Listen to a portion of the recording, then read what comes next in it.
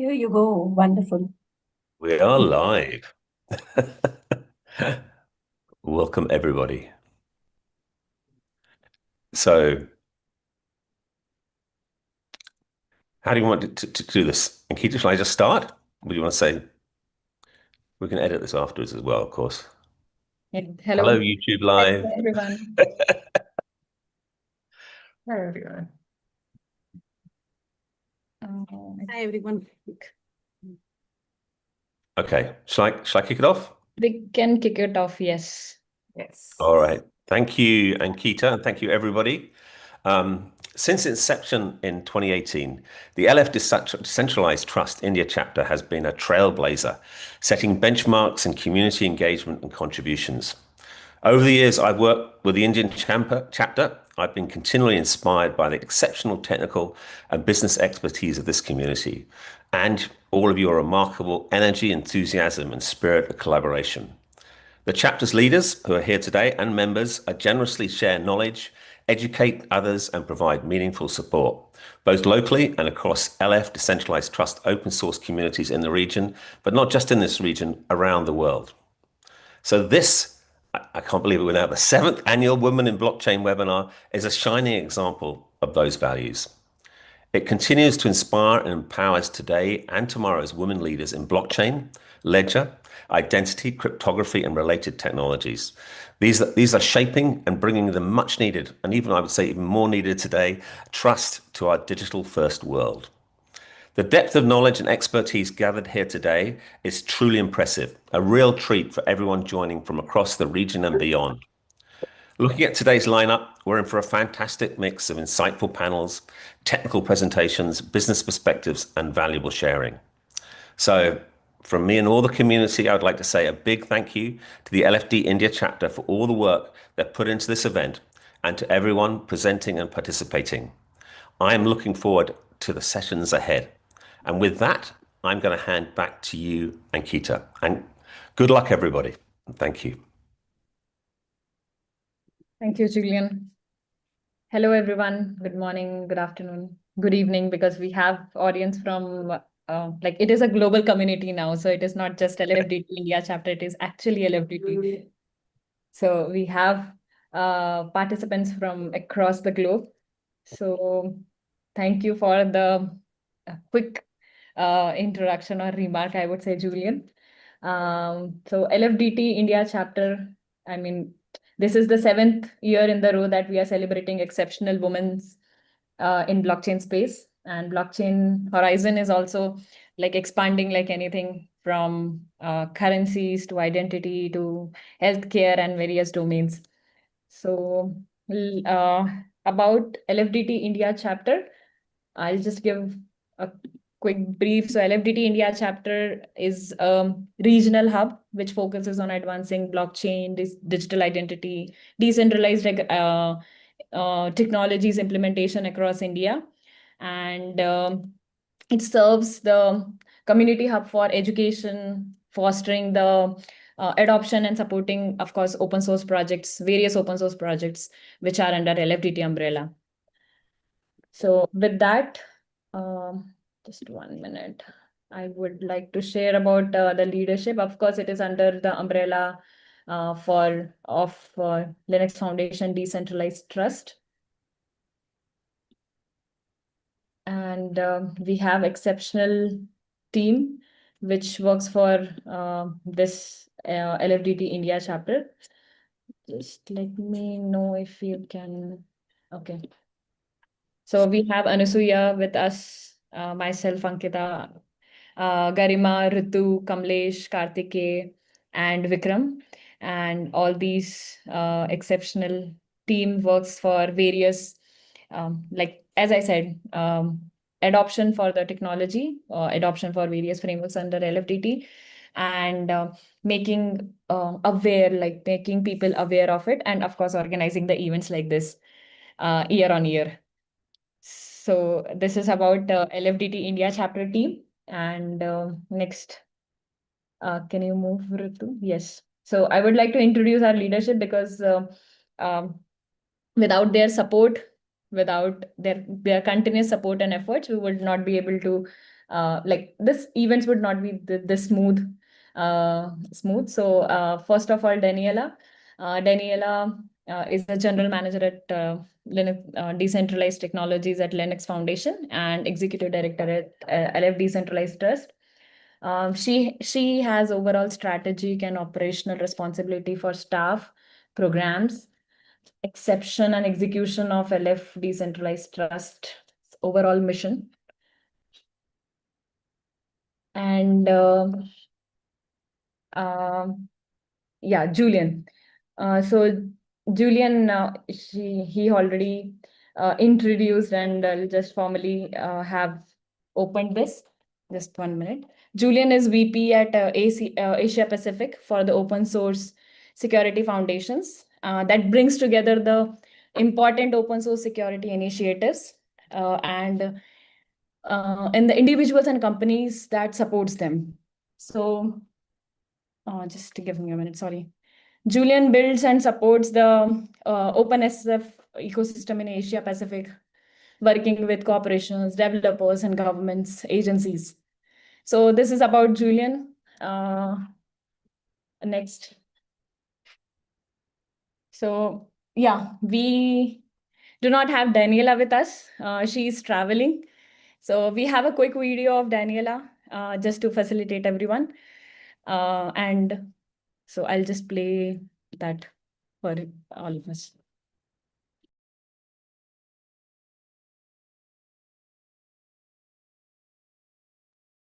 Let me share my screen. Let me know if you can see. She has sent messages for us. Just 1 minute.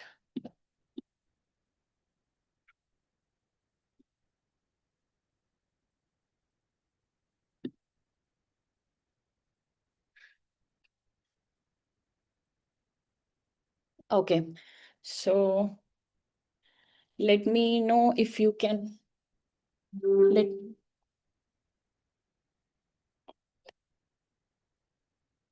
Just allow me a moment. I think I'm not able to share.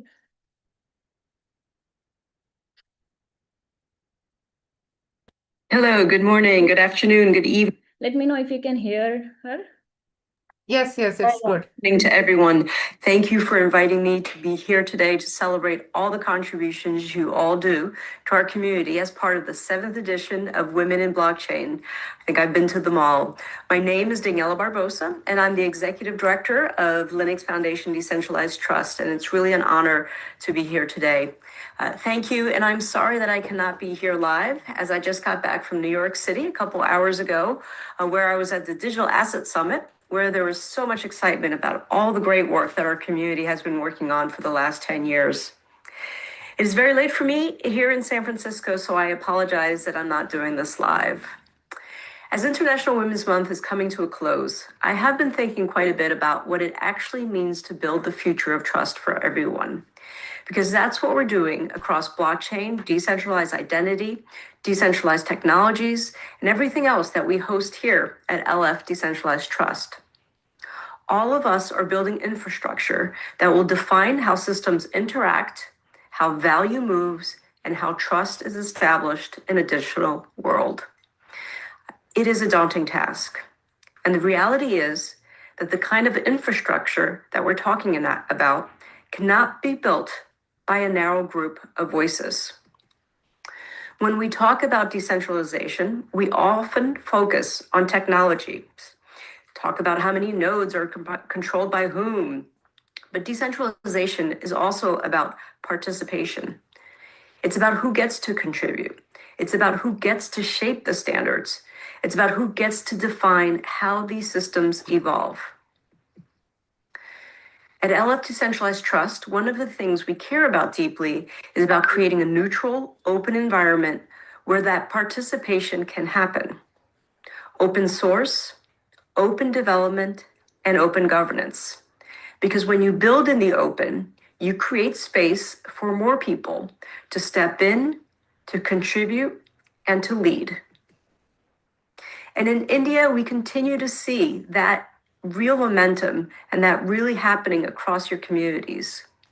all of you, developers, researchers, founders, leaders, business development people, marketing, you are all actively shaping the next generation of decentralized infrastructure, digital public goods, and more. And importantly, more and more women are stepping into that work. And that makes me so happy. Not just as participants, but as contributors, as maintainers, and decision makers. So thank you, especially to the India chapter for leading this work, and with all our allies in the region. It's really incredible work that you're doing. But progress doesn't happen automatically. It takes intentional effort. It takes mentorship. It takes visibility. And it takes a community. And that is what you all have there. Today at LF Decentralized Trust, we have over 17 projects and over 50 active labs that are meeting the needs of our communities across all sorts of categories, ledgers, decentralized identity, cryptographic tools, and more. And just last year, I'm so proud, the first Indian-based contribution came in with Credible. It's such a great story that our community is also contributing major projects into the foundation. We have many active labs across decentralized technologies and innovations like zero knowledge proofs. These are all things that the community brings forward and that everyone can participate in. And of course, a big thank you to all our India headquartered members who continue to provide the resources and support for the local and global community to keep doing the great work that you do. A big thank you to all our chapter leaders who consistently make sure that programs like the one this evening, morning, afternoon, is taking place, not only highlights the great women that work in our community and the work that they're doing, but how they mentor and show the next generation of leaders the importance of diversity and inclusion. That message every single month is clear from the Indian regional chapter. So thank you so much. So for me today, it is also a reminder that we all have a role to play in making this ecosystem more inclusive, especially in today's world. This means creating pathways for women to get involved. This means making space at the table for all of you to be at, and recognizing the contributions that are already happening across the ecosystem. These are just some of the speakers today, and I'm so grateful for all your time and contributions. Because the systems we're building today will define how trust works tomorrow. There is no doubt. And if we want those systems to be resilient, global, and truly decentralized, they need to reflect a diversity of perspectives. So to everyone in LF Decentralized Trust India community and beyond who are watching, let's keep building, let's keep opening those doors, and let's make sure that the future of decentralized technology is one that more people can shape. So happy International Women's Month to all, and have a wonderful Women in Blockchain 2026 event. I look forward to seeing all the video recordings of all these great women who will be sharing today's work. Thank you all.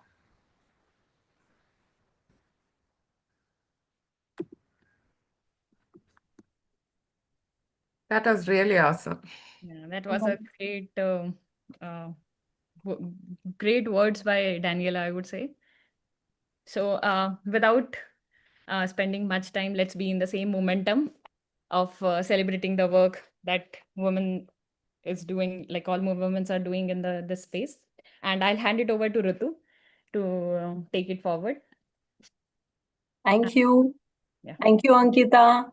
Thank you, Daniela, especially because even when you are not able to come, this was just such an incredible, encouraging speech, I would say, to start off with.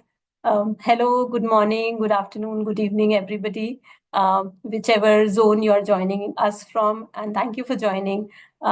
This is, I would say, an absolute honor and I welcome you all to the 7th edition of Annual Women in Blockchain celebration on behalf of our Hyperledger Foundation family.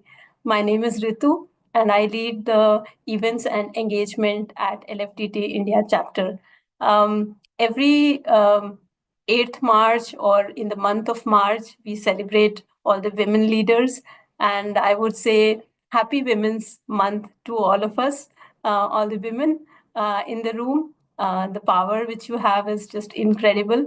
I would say that the way we are shaping up is like, doing such a wonderful work, creating a global economy which is routed in the decentralized trust. And this is like a 7th-year journey, as Julian was mentioning. I remember that we started with something like asking, what is blockchain? And to like answering that, how it is actually transforming the world.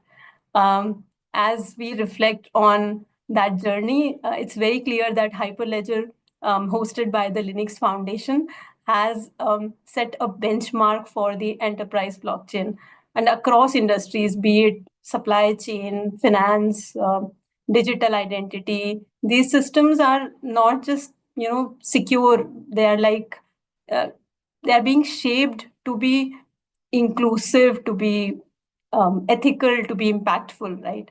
And today's responsibility is even greater, and we all know why, right? We know how artificial intelligence is accelerating, and the need for trust, for transparency, accountability, this becomes all the more important, all the more critical. And AI is definitely powerful, but then without a verifiable data or governance, it can't fully be trusted. And that's where the blockchain steps in as a trusted layer. We have amazing panels lined up for today.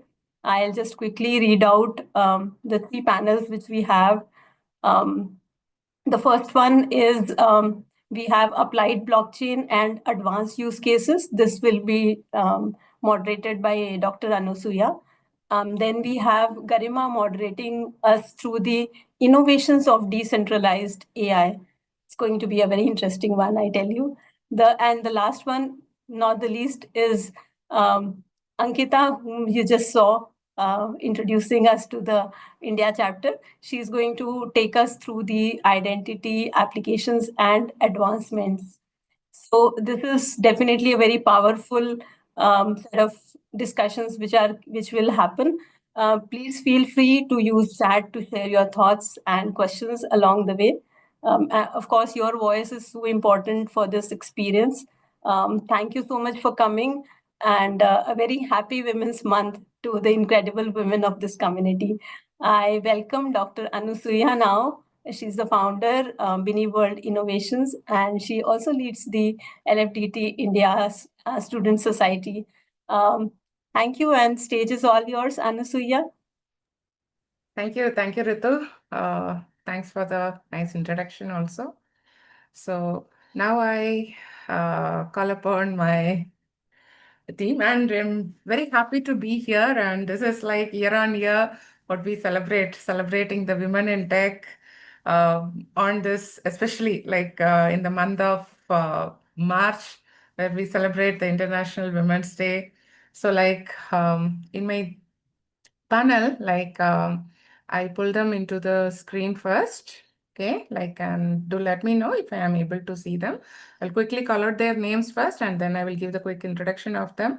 We have Magdalena Kubica, Mag, and we have Kajal Joseph, and we have Sujatha Krishnan Su, and we have Dr. Raja Verma, and of course I am here, Dr. Anasuya Threse Innocent.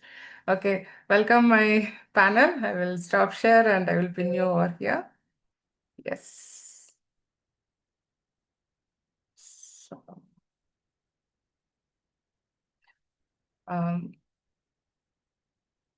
Ankita, could you do a favor? Can you pin them if you could? Yes, I could pin. I pinned one.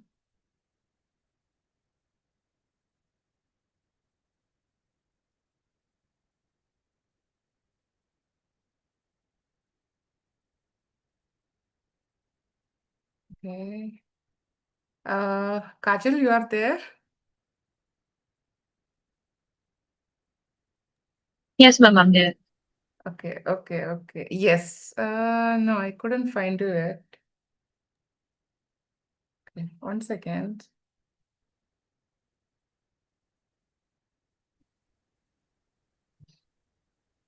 Yes, I got it.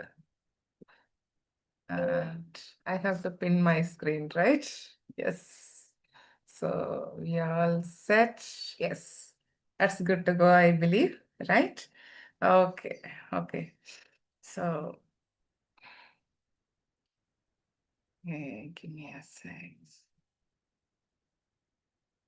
Yeah, I welcome you all for this wonderful panel about what we are going to talk about the current advancements and how blockchain has become into the mainstream without making much noise. So that we are going to talk, and we have here Magdalena. She's based in Poland and she leads nearshore Europe digital business for HCLTech, and she drives growth via global solutions, delivery excellence, operational efficiency, and she's a Web3 and AI enthusiast, a lifelong learning ambassador, mentor, and coach.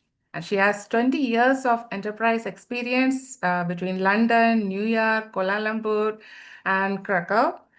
And she's in Poland now. So it's a round circle. And she received the Best Mentor Award recently. Yes. Welcome, Matt.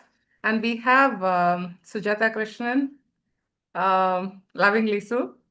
She is the executive director of MOI Technology, leading marketing, projects, and partnerships, having more than 2 decades of experience in implementing high-risk global enterprise-wide projects for in finance, pharmaceutical, and insurance clients.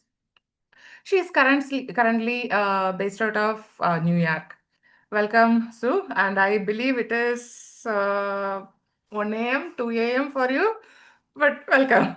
And we have Kajal Joseph.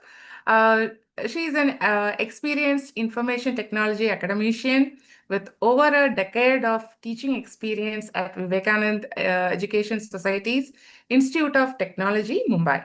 She actively mentors students and contributes to the research and innovation in emerging technologies. And we also have Dr. Ramavarma Pamba.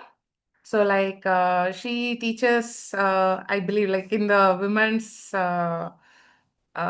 college, and I will request you to give a much more introduction about yourself.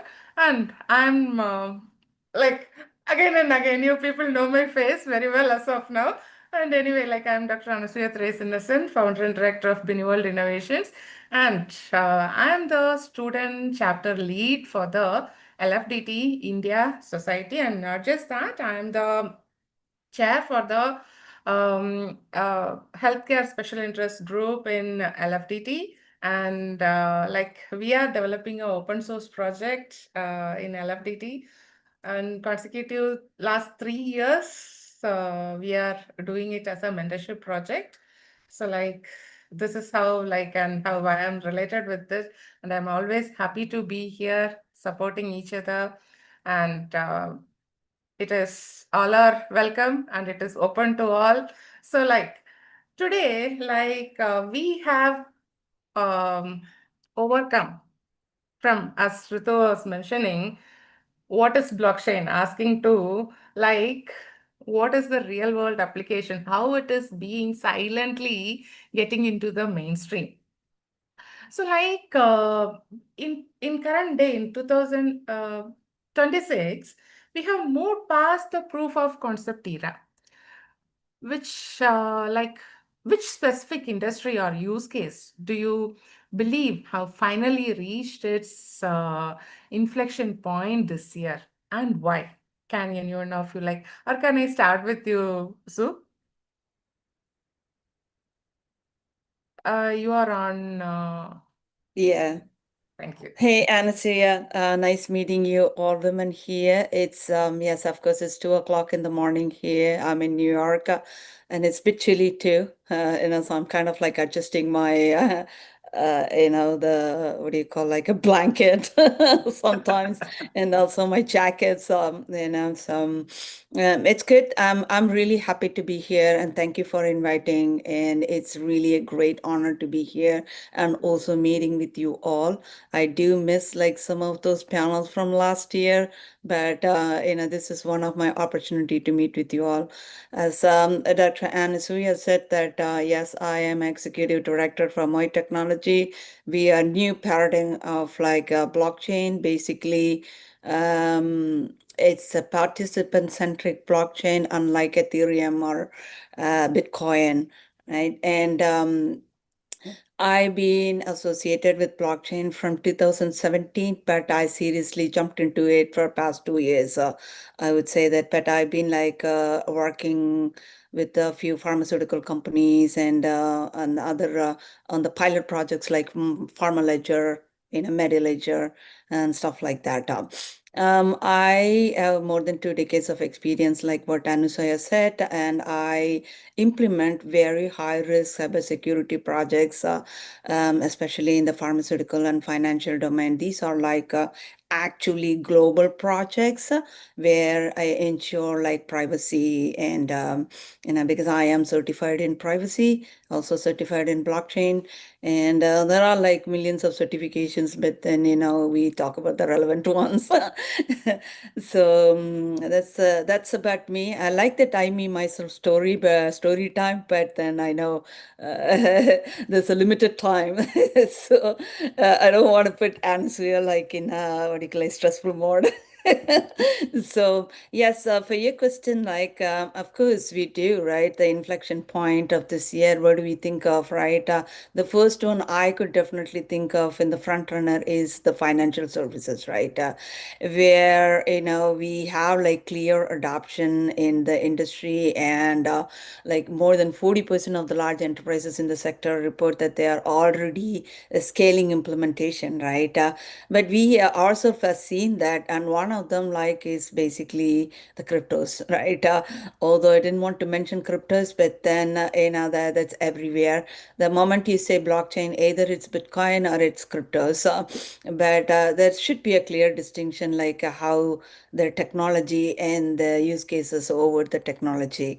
The second thing I would definitely think about in my mind is supply chain traceability, right? If you see that, I think 5 years back, if I'm right, during the COVID time is when like Walmart jumped into setting up the blockchain pilot, and then also the project on the their supply chain tracking of food safety and those kind of investigation, and also their products which goes through the Walmart cold chain and supply chain, right? But in those days, it was like going to take like several days. If there is some kind of like investigation goes on, you need to like recall a product. It used to take several weeks. But now you see that how we have advanced, that we have come to like on around 2 to 3 seconds to identify whether the food is potent or not, whether it should be recalled or not, right? So those are like few things in top of my list. I know there are like few other things like digital identity and tech stack and all those things, but I would definitely go with these two use cases where the inflection point is like really high.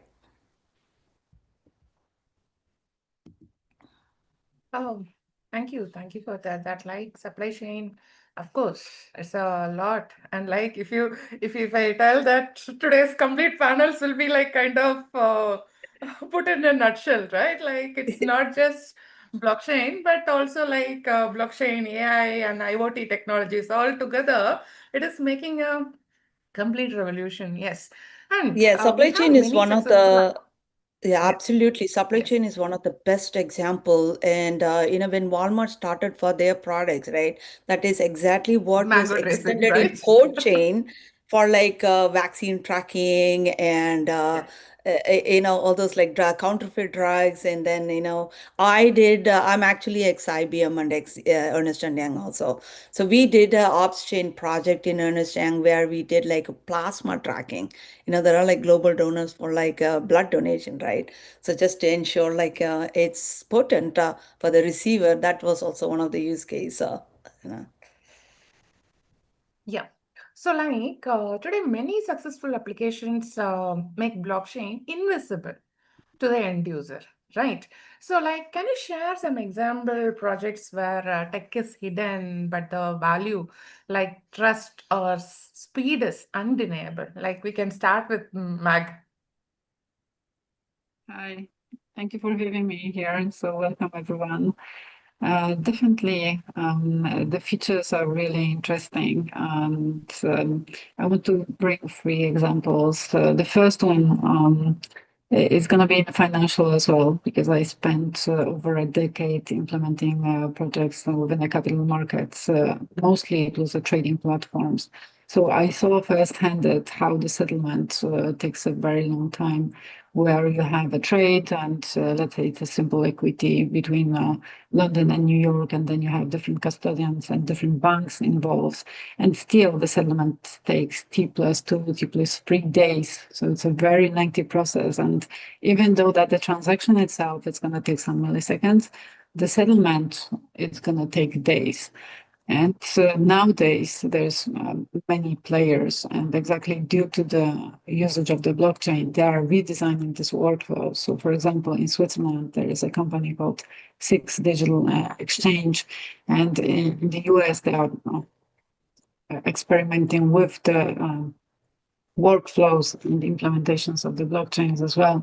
So in general, the trader is going to see the same screens. So all the magic is happening in the back end.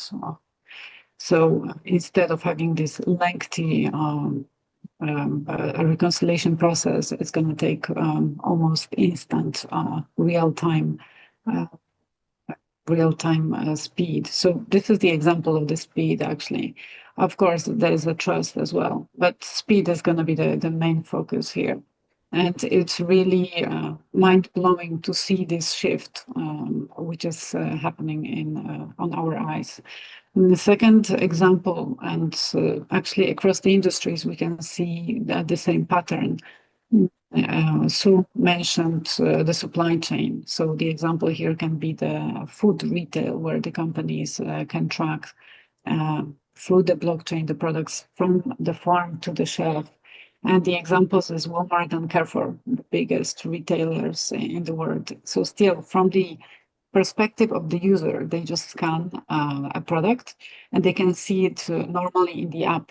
However, thanks to the blockchain, the entire path can be tracked. So if you buy a salad, for example, you can trace where is it coming from.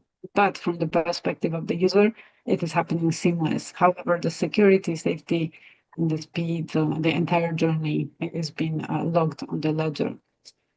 One interesting example is the loyalty points and the airlines.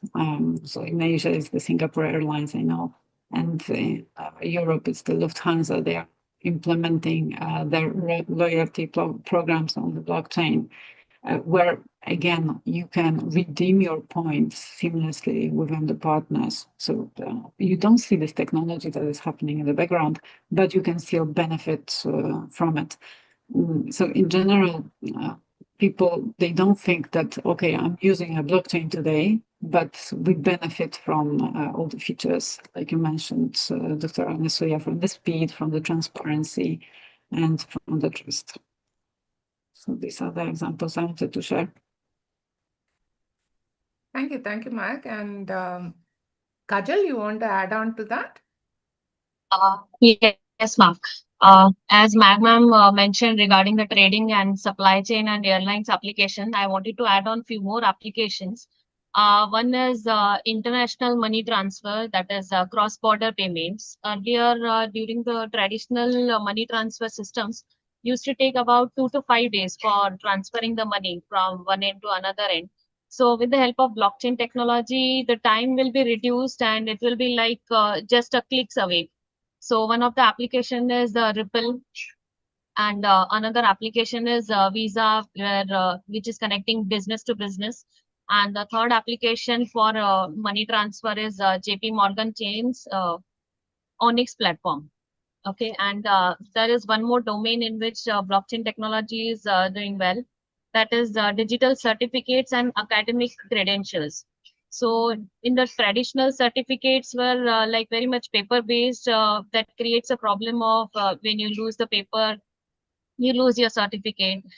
Paper may get damaged over the time period, and then it is difficult to verify your certificates internationally. So with the help of blockchain technology, it becomes very easy to get all these certificates verified internationally. So one of the application is MIT Digital Diploma, and the second application is Infosys Blockchain Certificates, where your certificates are stored securely, and they cannot be changed once the certificates are issued, and the verification is very instant. So these are the two domains that I wanted to share. Yeah. And over here in LFTT, certificates are also like blockchain verified Okay. certificates only. Yes. Okay.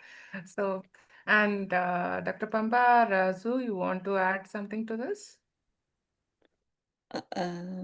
Let's give opportunity to Dr. Pampa. Hi, good afternoon, good morning to everyone, and welcome you on the month of Women Month, I would say. And to talk about me, I'm into teaching for the last 23 years. Prior to coming to teaching, I was with Intel for almost 5 years as a research scientist, and then moved on to teaching. So that's my background. And I might say that for last 17, 18 years of my teaching, I have taught around 2,000 students. So that's a wealth that I have generated over the years. And in a way, I've been mentoring students. And for last, I took my PhD in artificial intelligence, and that was from, what do I say, from 2007 till my completion of PhD in 2014, I was into AI. So then suddenly, with my guide's inspiration, she told me this is something that is booming up. Just have a look into that and study what is blockchain.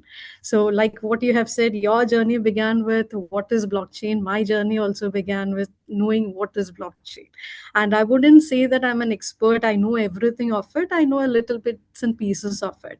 So what I've understood from the general conversation here is everybody is speaking about the swiftness and the trust that blockchain is going to deliver all of us.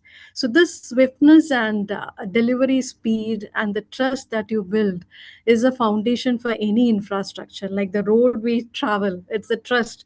We take our cars, we take our kids through that road with that trust factor. So is an infrastructure. Like we all know, India is building its own digital infrastructure. UPI, Google Pay, even the world is listening to us in that perspective.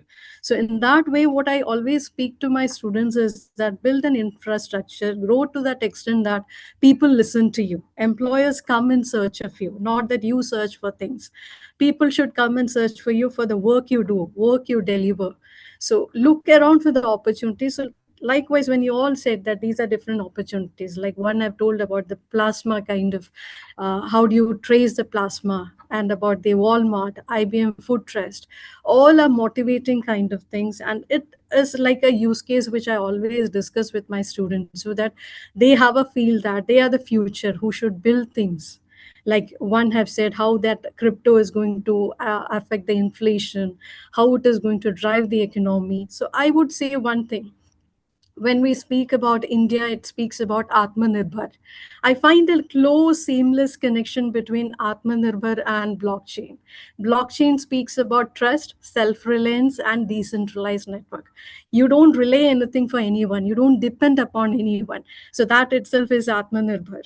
So I would like to connect that Atmanirbhar with decentralized network, and I wanted to see that in the future, India is dependent on itself, on its youth. We have a powerful youth in our hand, and I want that to be mined and shaped like a diamond that will shine in front of the whole world.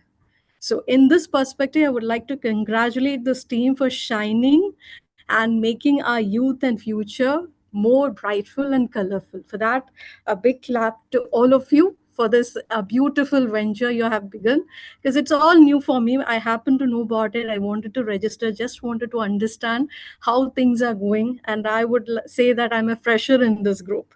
I'm not an expertise person to speak so much like all of you, but this is a small snippet from my side. Whatever you're doing is really incredible. So all the congrats and the best wishes for everything in the future. So this is all about a small beginning from my side. Let's see how it is going to go forward. That's so sweet of you, Ashmi. Thank you. And we are That's happy nice. to have Thank you you. here. It's yeah, yeah. So and I will add a little bit over here. So I was telling we are developing a mentorship project like from BiniWorld via LFTT. So this is, we call it as a Bini BFT consensus. It's mainly for the scalability and security. What we are like Mag mentioned and even Sue mentioned that, right? So we are developing that. Not just that, like our Indian government, most of the applications that they are developing, that is with permission blockchain. Even our carbon registry is coming into picture. So that is also has blockchain in it. And we are working on the ERP, like we have blockchain on that. And we have the pictures over here. Kamlesh is here, he is listening. So Kamlesh, Prasanna, they are all one of the people over there. So yeah, so you can go ahead. Yeah, thank you, Anasuya. I just wanted to add a comment here for Dr. Pampa's mention of like Atmanirbhar, right? Actually, when we talk about blockchains, we normally talk about transaction speed, trust, and immutability. This is always the case, right? We always forget like who is really involved in the blockchain, who's the participant of the blockchain, right?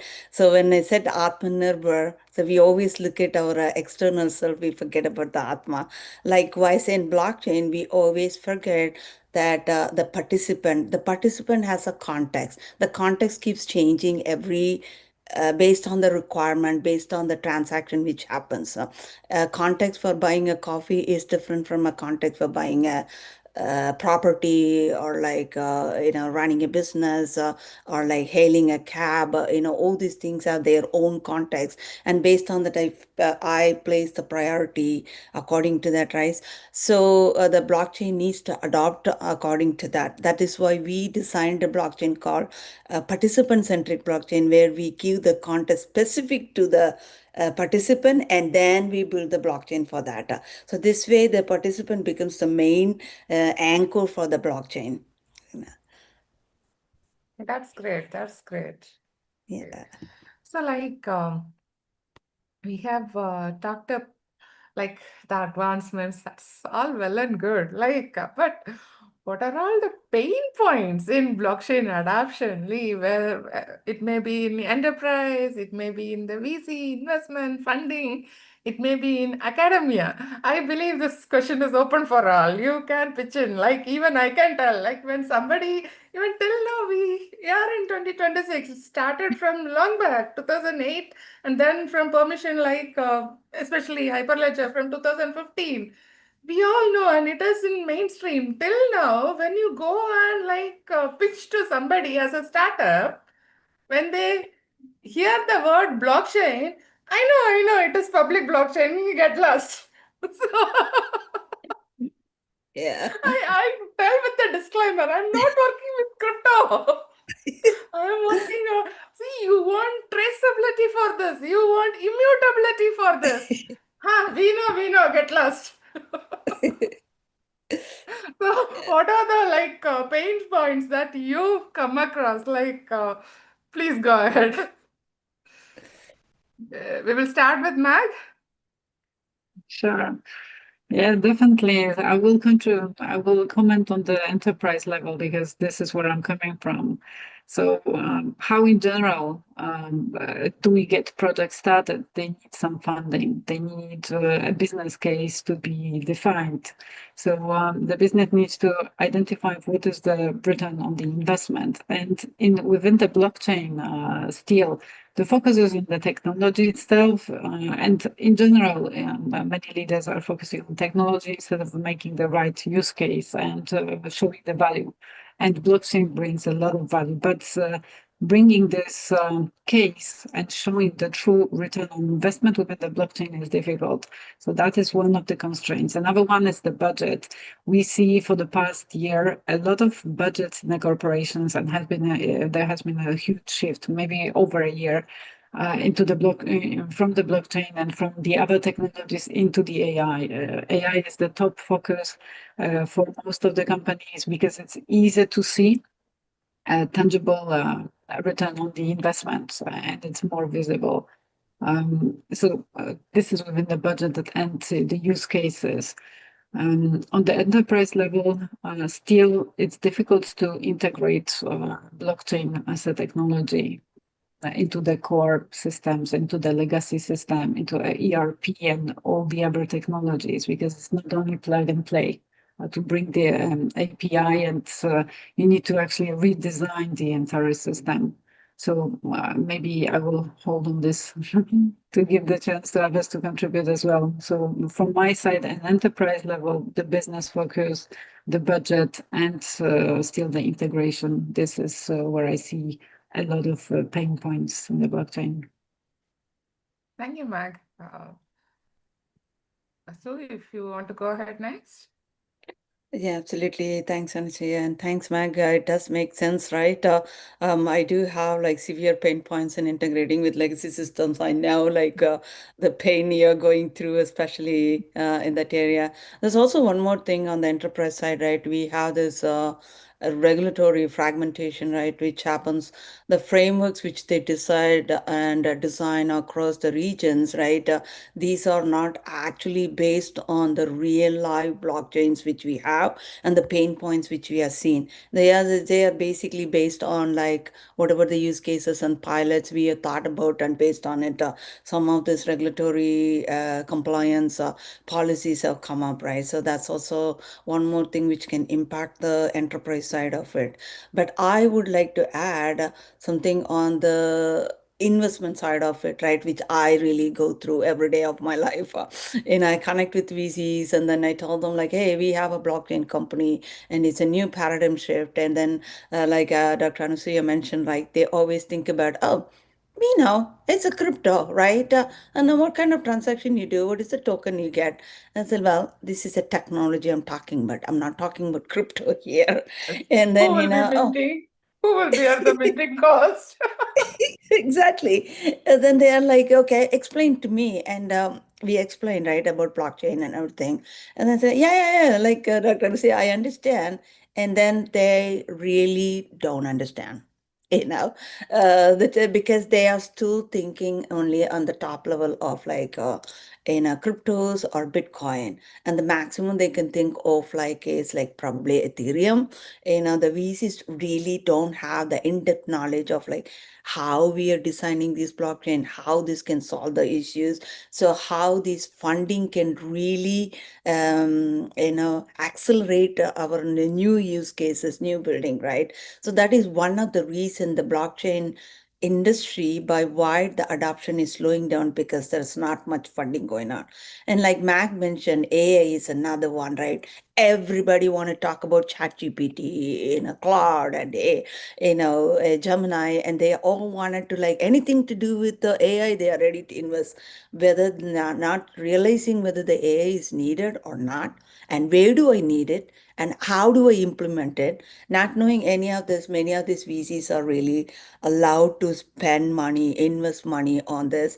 I really think sometimes they need to have some kind of shift to look into other technologies and core technologies rather than like a passing cloud. Yes, of course, AI can help you with information, knowledge, analysis, but blockchain is there to provide you the trust factor of the information, the truth of the information, right? So that is something these VCs needs to understand. And then I'm hoping then from that point of time, they would like provide the foundational technology support by investment and capital investments there, right? That's one of the thing. Another I always felt is because there are not many talented people available to support this blockchain technology, right? That is also one of the reason probably this technology is not really known for many of those investment point of it, right? And then what they want to do is now, when it comes to investment in blockchain, they want to wait and watch. Meaning, okay, let somebody build the blockchain. Let's see how it goes, and then we will invest it. Whereas in AI, they want to invest it first and then see how it goes. It's totally a different way of thinking, right? But then if you invest early on, that is where it helps blockchain to accelerate its adoption. So that would be my personal thinking, right? And another one would be the no universal standards, right? What I do, what I built in America may not be the same situation for what I built in India or in Europe. The privacy laws are different. So people are still reluctant in like investing on this blockchain technology. Some of these pain points I really have, and it also takes a lot of time, when it comes to technology investment, you go through rounds and rounds of making sure this is what we are doing. And first of all, like educating them itself takes like at least 4 to 6 weeks of our time. And then, providing the data room, and which is like the delay in getting capital funding is also delay in the progression of like blockchain. Yeah, you have These are rightly like, I pointed think, out. like few pain points in the investment side of it. Very well, very well. You have rightly pointed out. And all these people, they forget one thing. AI is like it's booming. We cannot like say that it's not doing anything. But blockchain is the trust layer. Without blockchain, you are not generating like the trust is not there in what you are developing. So No, it I need has to to add go. something. I Yes, need to yes, add go ahead, something. please. Correctly Sue have mentioned, it is like a trustless environment, and Yes, blockchain is all based upon creating a trust within that trustless ecosystem. So it's all upon us how to build that trust and make the other person convinced that you are here to invest and we are here to deliver for you. So that yeah, trust is something which we should ultimately build. We know that whole world is trustless, and in that, how to ensure that trust is what blockchain speaks about in all its corners. In that peer to peer, we all are part of it, which are trustless, and how to build that trust within it. And that's a yeah, major main point which she rightly mentioned. very well, very well. And Kajal, you want to add something quickly to this on the academia Yes. side? Yes, ma'am. Yes. On academia side, the main pain point is the resistance to change. Because already we see the universities and colleges, they are already having their own systems like ERP, LMS, Moodle, some student databases. Already they are having system. Currently, I'm a research scholar at MIT University, Mumbai. So all the colleges I can see, they are having a very good and a very big system. My college is a research scholar, where I'm research scholar. They are having a very good system which is globally they working for all the MIT universities across the globe. So it is not easy for them to adapt to a completely new system, to shift to a new system. And one more thing is all the UGC regulatory bodies, UGC, AICT universities, there is very limited policy clarity about the using the blockchain for official academic records. So these are the points that I wanted to mention. Yeah, even though our government, they are ready to include that for, I believe, for the CBSE certificates, right? And a few other they are trying out. But till in the college levels, when I had discussion with few people also, I'm an academician turned into entrepreneur, like developing like in the baby steps of entrepreneurship. Okay, but having almost 18 plus years of academia experience teaching and research, like as Dr. Pamba told, like huge number of student base I have, like I enjoy that. Okay, now we will quickly run through, like I want to have one question to, first question for Mag. See, tokenization of real world assets, like from real estate to carbon credits, it's a $1 trillion narrative. What is the biggest hurdle we still face in moving these assets into the chain at scale? Yes, thanks for that question. I will focus only on the virtual assets, on the real estate, because this topic is kind of close to my interest. And the key is that the difficulty is not in the implementing of the technology, because after many years that we are already within the blockchain, there is many platforms that can do easy way of implementing a token of a real world asset. However, now the focus is on the legal and all this regulatory plumbing that is connecting the token itself with the real world, and is enforcing these laws on the off-chain world. So most of the real estate or the land registry, they still need the ownership. So real estate, they are using a special shares, a special purpose vehicles to hold pretty much the ownership of that property in the form of the token. So even in Poland, we see a few platforms that is trying to implement and tokenize the real estate, but it is not in the very advanced level, because still you need shares on a property or revenue sharing rights. In the global setup, countries like Switzerland, Singapore, or Dubai, they are more advanced with the implementations and reinforcing the laws. So at the end of the day, it's not so much about the technology itself, but it's about these laws and the supporting system, the regulatory ecosystem around assigning the rights into the token. So it's still difficult to consider it as a fully implemented because of the laws, and as it was mentioned before, the laws are different between different countries. Yes. So, That you have very well pointed out the issues, and I will add a little bit on the carbon credits, because in BiniWorld, we are developing carbon intelligence and sustainability platform named as Green World Credits. So from carbon credits to DPP, whatever, because it's traceability is, we are already providing that when you are using blockchain. So we are developing that. As Mag has pointed out, one, the regulatory, international regulatory bodies.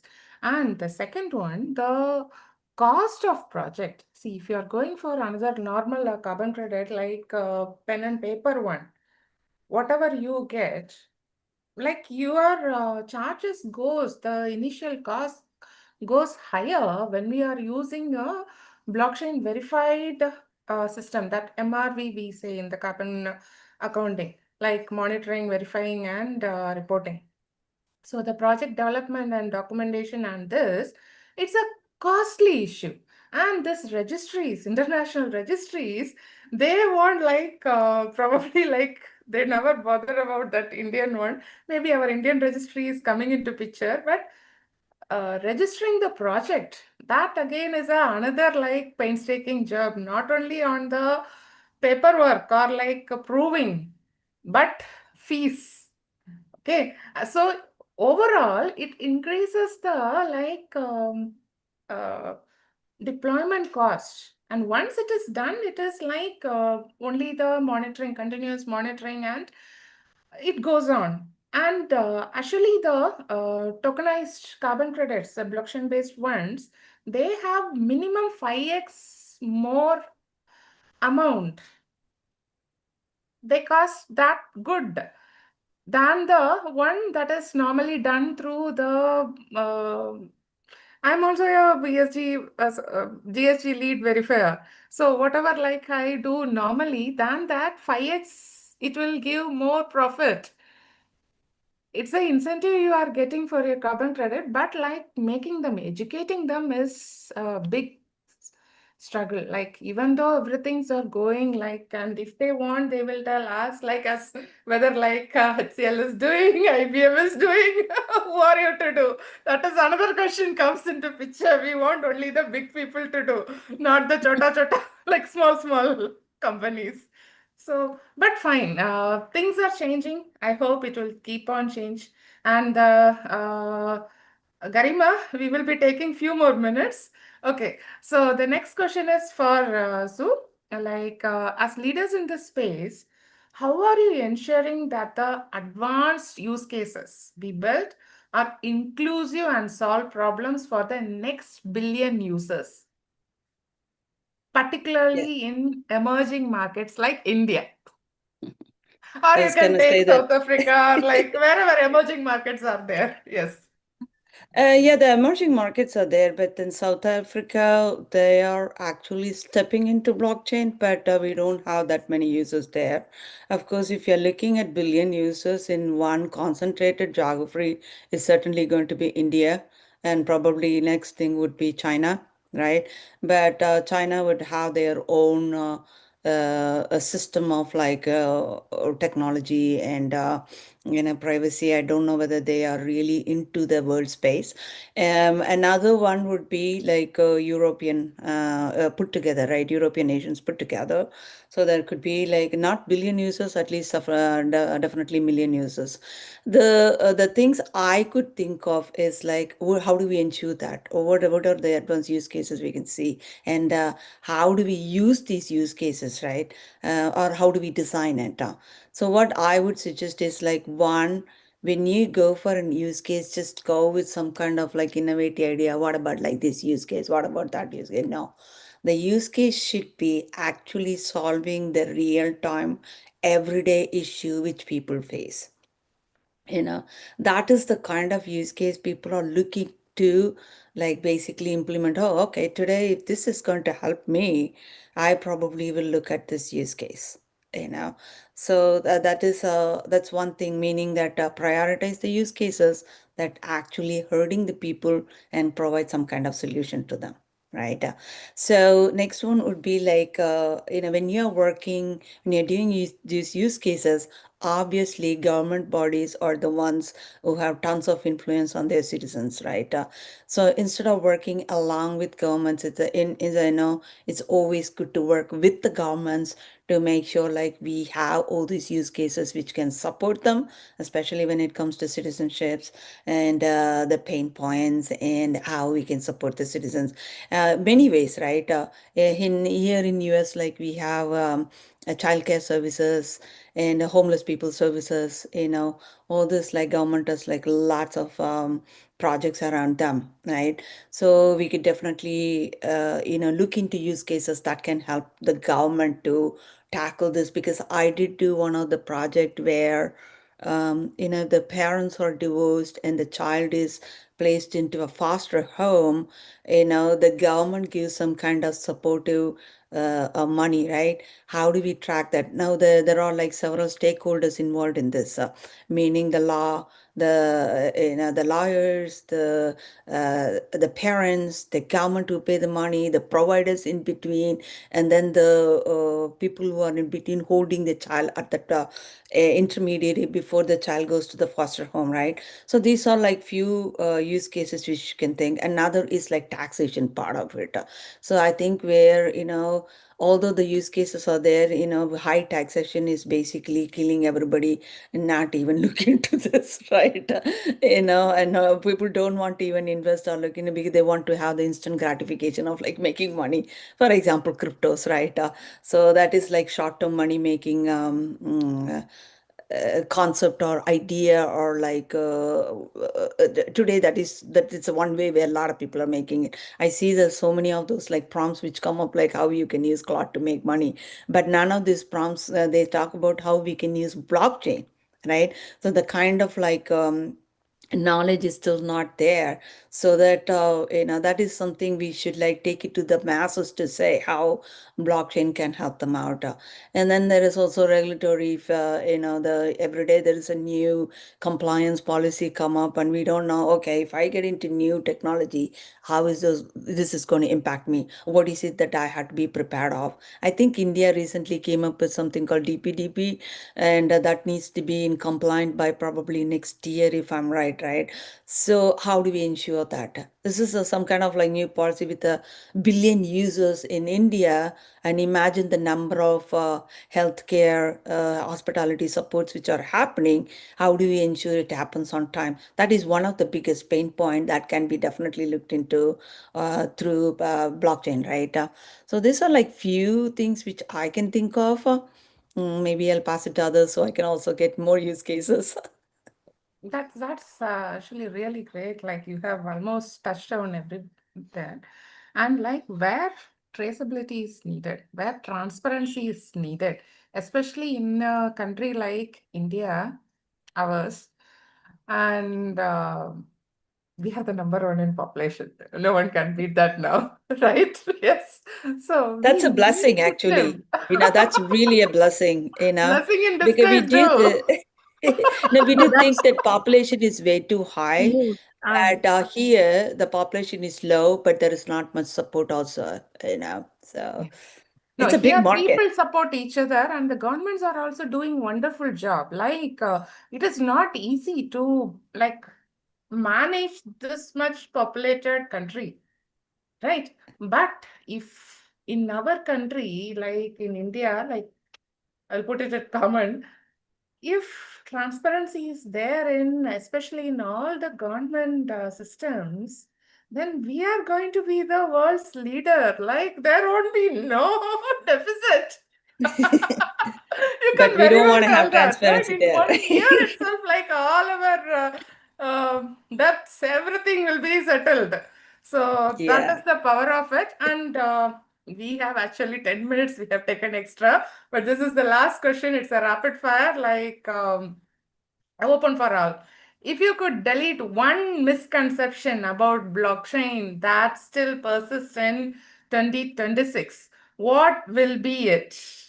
So we have talked about pain points, but can you answer it in one word?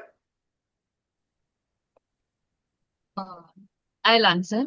Yeah. See, whenever we say a keyword that is blockchain, so when the blockchain became first popular, most news channels, social media, they all discussed about focusing on the Bitcoin price, trading, and investment. So because of that only, whenever we take the keyword blockchain, it comes to be it's a cryptocurrency. That's it. That is what the people stop, and after that they don't think beyond that. But actually it is actually industries are using the blockchain for security, transparency, verification, and not just for the payment purpose. Yes. Yes. Yes. Anybody else want to add? I agree with this. I think still this is the old time conviction that blockchain is equal to crypto. So I agree. No, still we have come past from that. Still, we have to put a disclaimer, not crypto. I work on blockchain, but not crypto, right? That is there. Like, hopefully, like education is much needed, and that is what we are doing from LFTT mostly. Like, we have the Ethereum client Besu also, and it's a bigger umbrella now. But we want to educate people, and we do a lot of things, and I enjoyed talking with you all. I won't tell it is a formal. We normally like chat, that's all. And I hope like everybody would have enjoyed it. If there are any questions from anybody, like we are happy to take. And if YouTube or like the online one who are watching, if any questions are there, can any one of you, if it is there, can you read that out for us? If it is not there, I will go ahead and introduce the next panel. And thank you, Sue. It's been 2:15, 2:30. Thank you for being with us, sacrificing your sleep. And thank you, Magdalena, being sitting in the early morning and spending with us. Thank you, Dr. Pamba, Dr. Kajal, right?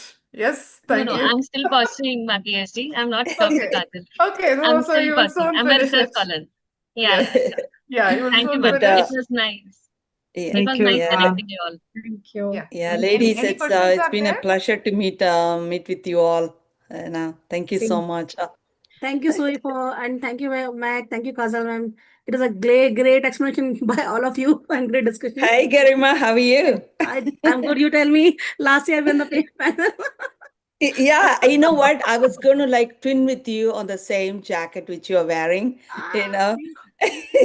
And then it's like hot and cold here, right? So it keeps changing, so I thought I'll change it to a different one.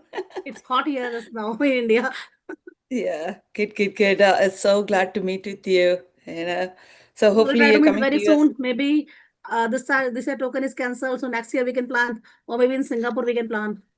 Yeah, no, I was going to come to India probably 10 days back, but unfortunately, due to the war, like we are Uh, stalling all our plans, and Europe tickets are strangled, meaning it's expensive, but also not available because everybody is going through Europe. So that's one yeah, thing. that's the problem. Even Yeah. I have to travel to Europe. I'm not getting the tickets. I have traveled Yes. in Yeah. June. Still, it is overbooked for June month Yeah. also. Yeah. That's the reason. I don't know when it will open up. I'm hoping Middle East will open quickly. You know. Yes, yes. Looking forward to meeting with you all, guys. Let peace be there in the world. So we will have Yeah. a peaceful life ahead. Okay, now I Yeah. take upon this opportunity to introduce Garima Singh. She is, to me, she is known as the founder of Bitviraj, and over here it says Originals Protocol. So both of that, welcome you. And she is the government lead in LFTT India chapter. And over to you, Garima. Thank you, Anasuya ma'am, for the introduction. It was a great panel discussion by Anasuya ma'am and all of you. So let me try to introduce the next panel, that is innovation in decentralized AI. So as AI evolves, we are moving from centralized system to more distributed, transparent, and user-centric model. While traditional AI has driven rapid progress, it also raised concern about data privacy, ownership, and control that we were discussing in the earlier panel also. Decentralized AI addresses this by leveraging technology like blockchain, federated learning, edge computing, enabling collaboration while preserving trust and privacy. In today's discussion, we will try to explore some key technology, real-world applications, and whether it is complement or disrupt the existing AI ecosystem. So I'm excited to invite my panelists. So I have, give me a second, let me invite my panelist. So let me invite Dr. Priya RL. Uh, she is a assistant professor in VS Institute of Technology, Mumbai, with over 18 years of teaching experience and 5 years of industry experience. She holds a PhD degree in computer science with a specialization in machine learning and has worked on research projects with institute like TIFR, ACTR, EC, Tata Memorial Centers, and her expertise span AI, blockchain, data engineering, and next generation network. We have Kavita with us. Kavita is a founder of Solverse. She's well known in terms of digital identity founder, a company focused on digital identity and self-sovereign identity infrastructure with over 26 years of experience in technology and leadership. She's driving the innovation in secure privacy first digital identity system. She holds a bachelor degree in electrical engineering from Washington University. And we have Dr. Priya. She's a PhD in accounting and certified fintech professional working at the intersection of academia and business consulting. Her work focuses on AI, decentralized finance, and data-driven decision making, with a strong interest in how emerging technologies are transforming financial system and governance. We have our introduced panelists, so I would like to invite all of you to join me. Anushan, can you arrange the screen? It's already done, dear. 1 second, let me check. It's already done. You can go ahead. Okay. Thank you, ma'am. So I would like first to discuss with Kavita. Kavita, are you there? I can't see you. Okay. I'm here, Garima. Okay. Garima, you can I'm here. move to the speaker screen. So in there, you should be seeing all four of you. I'm just trying to move it. Speaker screen from where? Keep it in full screen. Okay. And Okay. It is in full screen and then speaker section, I think. okay. No, if you have joined from laptop, I'm laptop only. Laptop yeah, only. home screen itself, it should show all four, but we are able to see all four. Okay. Okay. If Sure. you click on the tiles, Garima, on the screen, you'll Okay. see sessions. Speaker, the first one would be the speaker session. Okay. Okay. Yes. The tiles of the people. Got it. Okay. So my first question with Kavita, how does decentralized AI differ from traditional centralized AI models and why it is gaining attention now? Nowadays, everybody talking about that. So I want to know your prospect on that. Couple of things Sue just mentioned. Nice to meet you all, by the way. Everybody here is extremely, well talented, well achieved, and graceful in how they, present their knowledge. Good to meet you all. Sue was mentioning that anybody who says AI, people are jumping to invest, and I hope they do so when they talk about decentralized AI, not decentralized AI, just about. But Garima, to talk about decentralization, right? At the core is, everything is about privacy and data security and data authenticity, right? And that is what drives decentralization as, at the core of it all.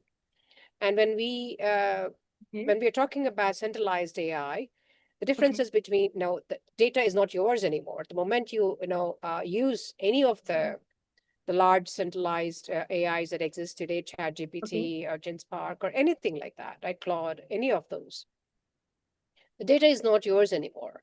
That is the biggest difference between decentralized AI and centralized AI, right? I mean, it can be differentiated between how you use the GPUs and how you use, the data laws, that are being put in place. And yet we are willingly and openly giving away our data. Even if you simply ask what is the difference between decentralized AI and centralized AI, right? You're again feeding the data to somebody else. And that is one of the biggest differences. At the core lies the privacy, authenticity, and sanctity of data, which we don't have today. And sometimes what you get back from the centralized AI could not even be true. And I'll give you the biggest example is if you look for founders of Solverse, it'll show you a co-founder who doesn't even, is not even we don't even know who it is in this world. And we found them on LinkedIn, and he put himself as a co-founder of Solverse. And every AI today, if we ask about Solverse, it'll give you that person's name as a co-founder, and we're unable to do anything with it. That is the biggest difference between centralized AI and decentralized AI. Authenticity, with data privacy, and I'm not talking so much about what's behind decentralized AI technology, not the GPUs, not, in history, where we need to move from giving away our data to big centralized, databases to authentically sharing our data with zero knowledge proof to run computations on it. That's how I see the decentralized AI, the differences between those two. Yeah, that is a very great explanation because we know that we are talking about data privacy also. But in the today's era of technology, we don't own the data. If we talk about our phone's data, there's someone else, some companies owning the data. Even though it is compliance, but you usually get a lot of calls from the customer care and all because our data is not ours right now. If you want to install any app in your phone also, they ask for the data first. Then only you'll be able to install something in your phone also. So data is not ours. That I agree on that. And it is not ours, Yeah, on my birthday, somebody called me and trying to pitch that I somehow need to be kind on my birthday. I'm like, I'm kind on every day. I don't need to be kind on my birthday specifically. And I'm like, how did you get my birthday? Well, you gave it away to somebody's where you donated something. And I'm like, no, they wouldn't collect my birthday when I donated something. So it's, this is the manipulate and now all the stuff happens, right? And especially if you're looking at industries where the data is extremely critical, like your privacy of your health data and all of these things. I think that's the next question, but we are kind of seeping into that. You don't want to give away your data, though you want to contribute to discovery of drugs and all of that. By this kind of decentralized AI, so you can submit your data without actually submitting your name, your whatever the parameters of what is required, but that you cannot do so in centralized situations. So yeah, I agree on that. So my next question with Payal. So can decentralized AI truly gives your ownership of their data, and how does it improve privacy compared to centralized version? Good afternoon, everyone. I hope I'm audible. Yeah, yes, please, Payal. Okay. So I see there are two questions here. First of all, I think let us just dissect this into two parts. First, the question was about does decentralized AI truly give the ownership of the data to the users? And if that is happening, is it improving the privacy concerns, which is not there in the centralized systems? So dissecting this one question into two parts, there is one statement that I often use in my fintech class to all my students, which is, if the product is free, you are the product. Remember that. So the free scroll that you are getting, the 2 a.m. searches that you get, the location access that you get, very, very conveniently and free of cost. You think that you're not paying for it, but every single data that you share there is the reward or the return that the company is getting. This is essentially the centralized systems. Right. Speaking of which, the centralized system not only just gather the data, but store it, use it, and even monetize it. So I often use this, that you are signing away your privacy in exchange for a free scroll. I always put this in front of my students, right? So I truly feel that decentralized AI is going to completely flip this game, because now the data points is not going to be in one centralized system. It is going to be decentralized across many, many nodes, including the very same device I am using, right? So when that is happening, there is truly this essence that everything is free, or whatever you're paying for, you are getting return accurately. At least the equilibrium is maintained. Right now, there is this entire, game theory going on that scrolls are free, search is free, but it is not. Decentralized AI is going to completely solve this. This is the first straightforward answer to the question whether decentralized AI is going to give ownership of the user's data, for sure. How is it going to do it? That is going to answer my second question about the privacy, which is, there are a lot of models like federated learning. There are a lot of models like Ocean Protocol that we all know about, where my data is going to be having my consent. And when I use consent, it is certainly going to be meaningful consent. Right now, the consent that is being shared is just that you have to click I agree in order to use that facility. And in return, you are giving your data. You can, of course, withdraw it. There are all the protocols that are there. After, if I very well remember, the Facebook fiasco that happened, where one single attack and more than 500 million users' data was completely under the attack and churned and used and monetized, right? Which became a global sensation. Speaking of which, I think the privacy will truly be with the owners once decentralized AI happens. So I will decide where my data is stored. I will decide who I am sharing my data with. And most importantly, whether I am sharing my data or only the insights of my data. This is the key facilitation that decentralized AI is going to give me. When I say me, it's about all the users. And 100% this is going to provide the privacy, more than privacy, transparency and consent.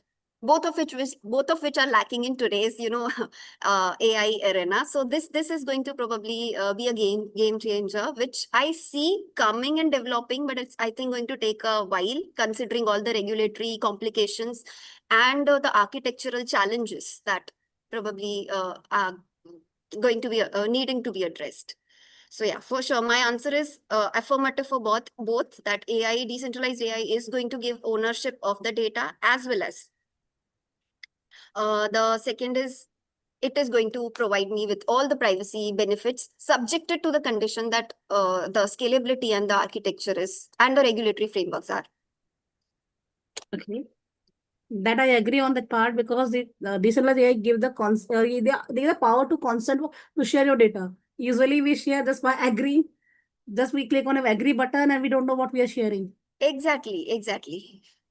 So that will solve a problem. So my next question with Priya, how does decentralized AI handle data collection and model training without a central authority? Yeah.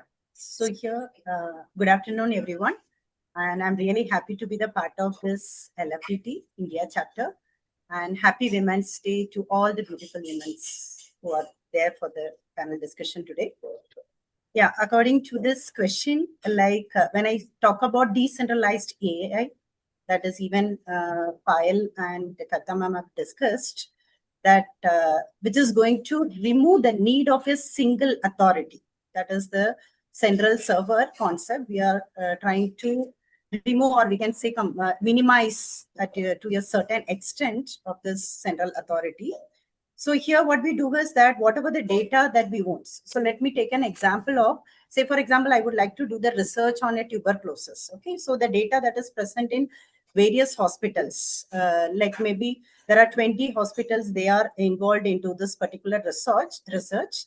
And maybe some few hospitals may contribute 20%, or few of them can contribute 50% or 10%, 5%, doesn't matter. But their data will be with them. So we are not going to share the raw data for the training to a centralized system. Instead, what we do is that we will train it at our end, that is in my hospital server, okay, or in my own system, okay. So that particular data, if my hospital is having 40% of the data related to the tuberculosis, then it will be trained from my end. So there won't be any, we can say that it reduces the privacy risk as well as the data monopolist. Of course, we will be following the federated learning approach, that what we do is that this multiple clients, they can collaboratively train the shared model, but without exchanging the raw data or the confidential data, so that we can maintain the privacy or the confidentiality. It is not only in the healthcare section, it can be in the finance or telecommunications, it can be in any sector, which I mean to say. So in such type of decentralized AI, so any parties or how many participants, anyone can really join into it. So the outcome of this native models, which can be defined into a generic model, what happens is that I can just update what is the weight or what is the gradient after my model has been trained. Okay, so only that weights or the gradient will be updated, so that can be viewed by all the other participants, like how we can improve. Later on, we need to improve the performance of that particular system. So instead of, what I mean to say, that instead of just collecting the raw data set and training it into a central system or the central authority, so it will be like the entire system will collect that model gradients or the weights, and then it can be combined to improve such type of global model, we can say. So various data that can be trained at their own server, and then later on it can be improved as a global model. So this aggregation that we can achieve it either using a coordination type of mechanism, or maybe peer-to-peer type of mechanism, that is possible. And the most important part is how the blockchain contributes for such type of model training. Okay. So here, like say, for example, my server, say, I can define that with a decentralized ID, DID. Okay. So that can help in tracking the contribution, like how much data that I have trained and how much that has been taken, and what was the gradient that has been updated to my global model. And same way, I can prevent the tampering. That is the main one of the main objective of the decentralized blockchain model. And the third important thing is that we can provide the incentives mechanisms also through this. The rewards, like how much the data that has been trained and how we can maintain this privacy mechanisms. This all can be managed with the help of the incentive mechanisms. As she has explained, like Ocean Protocol is one of this thing that has been used or defined using the decentralized AI. That is a very good explanation. We all get to know about your prospect about the decentralized data and decentralized AI. So my next question with Kavita. what are the most promising real-world applications of decentralized AI today in terms of healthcare, finance, supply chain? If you can enlighten us about some applications which are live and how they're securing your data, that would be great.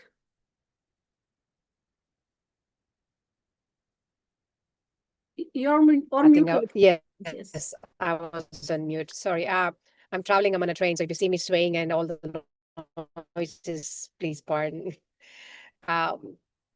Yes, I think I think we were kind of talking about that when I was talking earlier, Garima.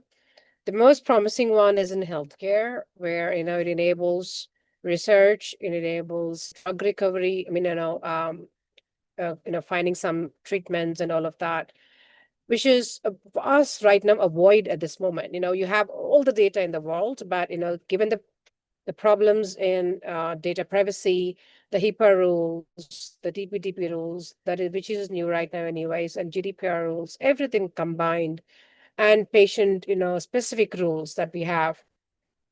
You can't get over the barrier where, you can actually, especially women, children, and all of that, right? The data is there, but it is absolutely, it's barricaded at this moment. So I think this decentralized models of our AI and blockchain and all of that is going to open up a gate, and where we can have faster discoveries, faster treatments, and enablement of medicines at cheaper rates and all of that, right? That is where I see the most, in terms of whether it is citizen centric, human centric, and financially, and all ways that you look at it. I see healthcare being the main important place where we should look at this time. And it is being done in some of the cases, where drug manufacturers are looking at these kind of models where they don't depend on centralized, models to collect data today, adhering to the privacies and all of that.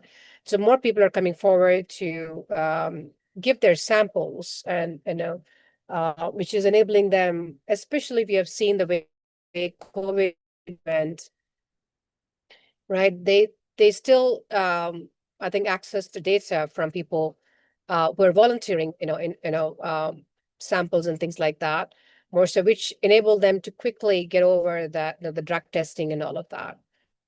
So I would definitely look at healthcare. Finance, of course, is the second primary, where losses happen.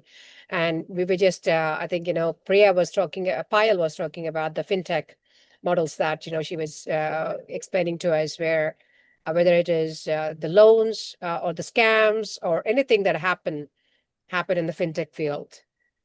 So these two are areas that I would, definitely see things happening, and we're, working on, and things like that. So thanks, Karima.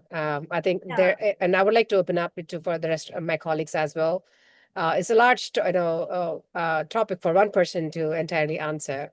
Yeah. Anybody else has like Payal, Priya, you want to put, enlighten about that part? Any other use case apart from healthcare, finance, or you want to tell something about that? I think these two are the most sensitive and critical areas where this will be there.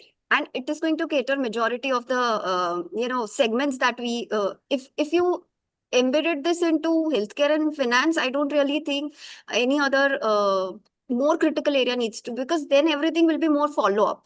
And, it's going to be moving like it's going to be very flowy for the other segments to quickly grapple upon it. So I think what she has mentioned, Kavita has mentioned, is very true, that finance and that is healthcare and finance are the two most sensitive and critical areas which should be. Yeah, that's a great perspective. So my next question with Payal, with you, like in the next 5 to 10 years, do you see decentralized AI complementing or disrupting the big tech-driven AI models, whatever we're using right now? So what will the prospect after 5 to 10 years you can see? Yeah, so in next 5 years, I think it's going to parallelly be, complementing, because the scale at which the OpenAI is working, it's going to be practically difficult. See, practically, architecturally, financially, economically, scalability. So all these areas, it's going to be very difficult for decentralized AI to cope up with the centralized systems. For next 5 years, though, definitely. So they will be complementing and, trying to make their space into the entire paradigm. And once the space is created, that is when the real disruptions start. And, again, very jokingly, I tell this to whenever I'm having a, informal discussion, the disruption that this decentralized AI is going to bring, it won't be, radical or swift. It is going to be surgical. They wouldn't be, prepared for it. But slowly, like if we see, this is exactly what happened with fintech and the legacy banks. Legacy banks did not open complementingly the doors for the fintech institutions. But today, if we see, fintech institutions are not slightly, very, very conveniently overpowering the legacy banks, right? So many of us are totally relying on the fintech agencies. This is exactly what is going to, I foresee, but with a different challenges that we overcome and go ahead. But this is what is going to be happening with decentralized AI and the centralized AI. Initial next 4-5 years, in my very, very humble knowledge and opinion, I think it is going to be parallelly growing. Once they make their own space into the, the systems, the avenues, once that is there, then there will be a disruption. That disruption is going to take care of the privacy concerns. It is also going to be economically useful, and it is, of course, going to solve so many issues with respect to the convenience and scalability. And once that happens, I think decentralized AI will be there taking its own share and happiness for being into the systems. That is my opinion about it. Okay. Any other, like anybody else, Kavita or Dr. Priya, you want to say something about that, your prospect about how you see after 5-10 years? Oh, it's not going to be even 5-10 years, Karima. It's going to happen, especially if you see the rulings that are coming out against the big companies today, how the data is being handled. So I don't think it's far. It's going to take also a lot of leadership. It's not just somebody doing it. It's going to take a lot of leadership within the teams that are talking here, the teams that are out there. It's going to take a lot of leadership, and that's what I would absolutely harp on. And with that, yeah, I mean, I like the way Payal said it's surgical. It is going to happen, and it's absolutely going to happen, and we look forward to it. And the one other thing I would like to say on that front of decentralized AI is today, if you look at the number of fake data that you actually gather from centralized models of AI, and we are worrying about how we actually give DID to an AI agent, right? I think that is going to actually not going to be a worry tomorrow in decentralized. So it is going to be a leap effect to many other decentralized solutions. It's not just going to be because we worry about these agents, actually probing your data in centralized AI models. In decentralized models, that is going to be taken away too. Yep. The agent issues as well. So it is going to be a leap effect. It's going to be a domino effect. So I think I'm looking forward to that happening. I'm going to kind of I think we also need to talk a little less in open forums, talk more in so people are listening. That's what I would say. That's what we can say right now. So my next question with Priya. So what role does a blockchain play in decentralized AI systems right now, and how do you see the future of blockchain as a part of decentralized AI ecosystem? Yeah. So as we have already discussed many times that when we talk about decentralized AI, participants don't inherently trust each other, because I really face that challenge. Okay. So when I'm working with the advanced cancer treatment that is based on Ayurvedic thing. Okay, so when we are collecting the data, so they were not allowing any kind of data to be trained even outside that campus, right? So we have to personally visit over there. We have to use their infrastructure, and then we have to train our complete model into their structure only. So because they don't trust, it is not kind of things, because it is very confidential and it is very sensitive. And of course, it's privacy issues as well. So when we talk about the decentralized AI, I don't know about this thing, how much that it will take up even after 5 years. It is very, very difficult to build that particular space for the decentralized AI. But at least by introducing blockchain into such type of that is into AI, we can say that we can share a tamper-proof ledger over here, so that as I told you before, the training, everything will be happens at our own thing, and only we will be updating our gradients to the global model, not the other real data. So we have that, and at the same time we can allow everyone to verify that what has happened in that particular trained data. So ultimately we can say it is like we can check the public audit log for how much that has been trained, how much of data that has been produced by hospital 1 or hospital 2, how that has been implemented, and how much that it provides the impact into the global model that we can do it. Apart from that, maybe we can record their contributions in terms of incentive mechanisms that can be highly welcomed in such cases. Because it is critical for the attribution, and we can say that we can do a fair reward contributions of this. And of course, the most important thing is like the validation. Okay, so how we are going to validate or verify the authenticity of that particular model, so that we can ensure it with the help of the blockchain, because whatever the updates that has been submitted, so it has been maintained in our ledger copies. So it will allow all the validator to check them using the consensus mechanisms, whether we really have to accept that particular update or we can reject that particular update. So that will reduce us any kind of fake contributions, as well as we can model the poisoning attacks, just to prevent all those poisoning attacks. And more than that, I feel that the governance that should be, that is what are the rules that need to be agreed upon while collecting such data, or while collecting the updations of such type of gradients which we can do it. So maybe a kind of voting system or a decentralized autonomous organization based governance style of governance can be implemented over here. So this is the point which I would like to tell upon on this, how the beast, that is a blockchain, play a very important role in decentralized AI. Yeah, thank you for the prospect. So anybody else, Payal or Kavita, you want to say something about that blockchain role into decentralized AI?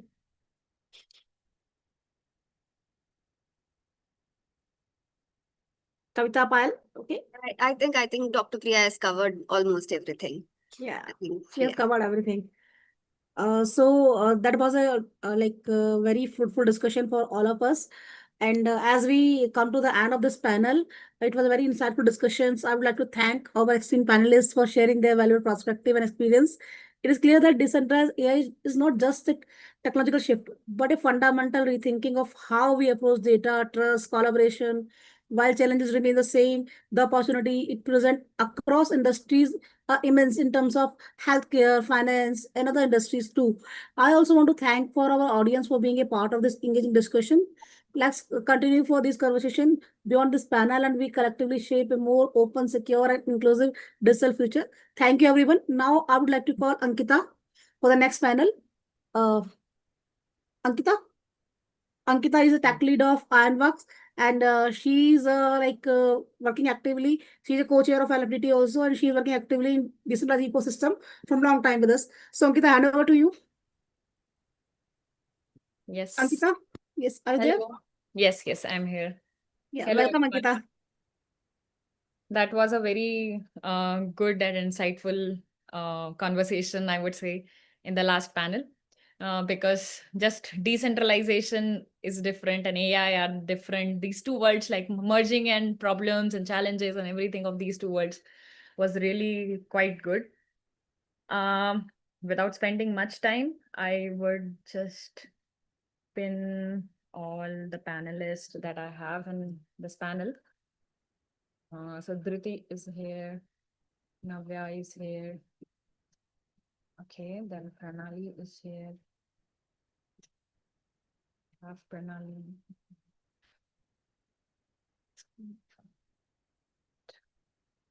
It's quite a big panel, I would say. because identity is Who not else is there? Can you tell? Like, I can pin it. You can start introducing. Yes, I pinned them all. So identity is not a big, not a very small thing, right? It is everything. It is with everything and it is everywhere. Wherever we go, whatever we do, we have our identities and everything. So maybe that's why we have a very good panel, full panel to discuss about these things, about identity. So hello everyone. This is the last panel of this year's session, where we'll be discussing about identity, its applications and advancements. So identity is important. It plays a key role in our lives, right? And it is an important aspect of blockchain as well, like blockchain or decentralization, I would say. So myself, Ankita Patidar, I'm a tech lead at Ironworks, working on self-sovereign identity, verifiable credentials, blockchain space, past 6 years. And also I'm a co-chair at LFDT India chapter. So as I said, identity is no longer just login. It is becoming a foundation for the digital trust, and in this AI-driven era that we are into. So I would like my panelists to introduce themselves. So anyone can just start. Maybe we can start with Dhriti.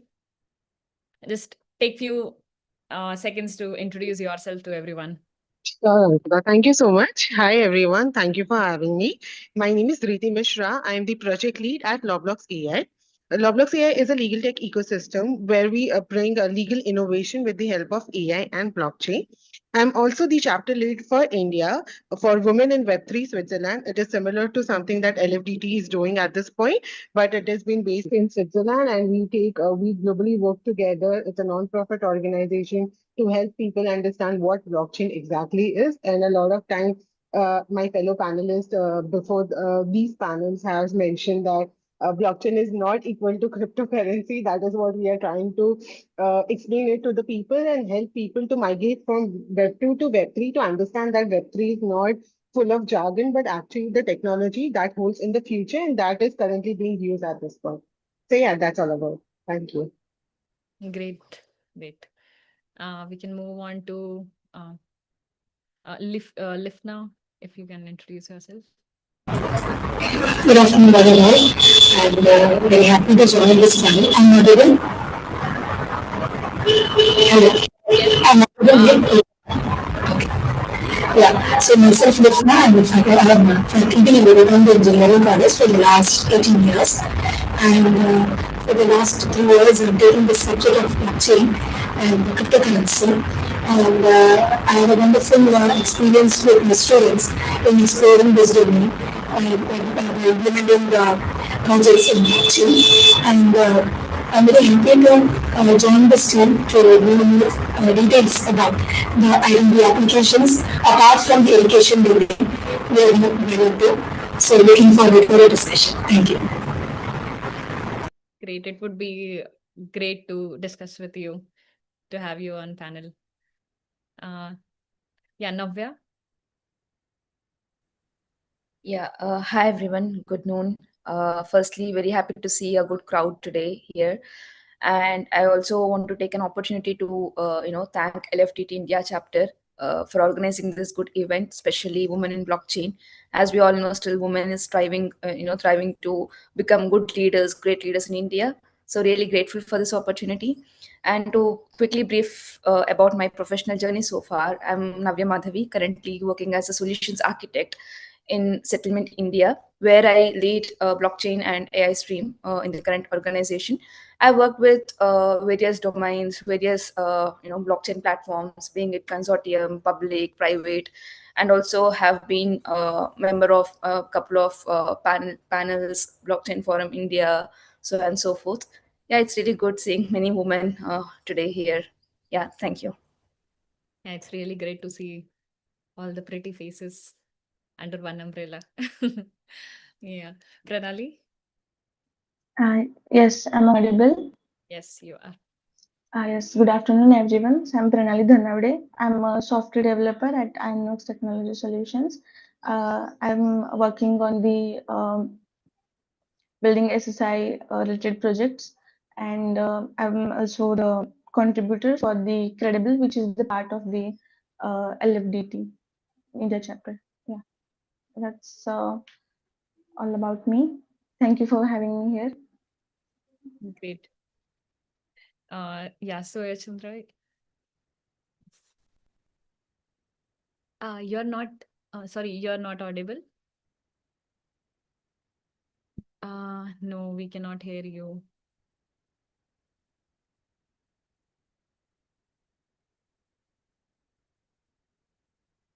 Can you please try unmuting yourself? No, we cannot hear you.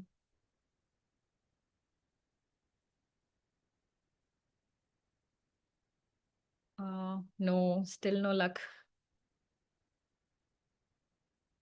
Maybe you can try rejoining.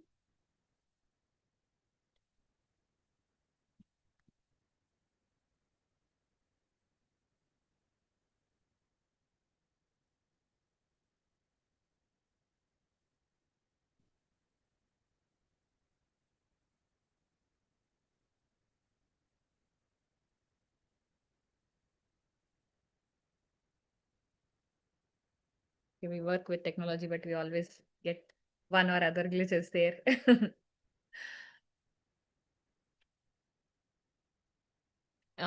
So I think I'll just have, no, I cannot hear you.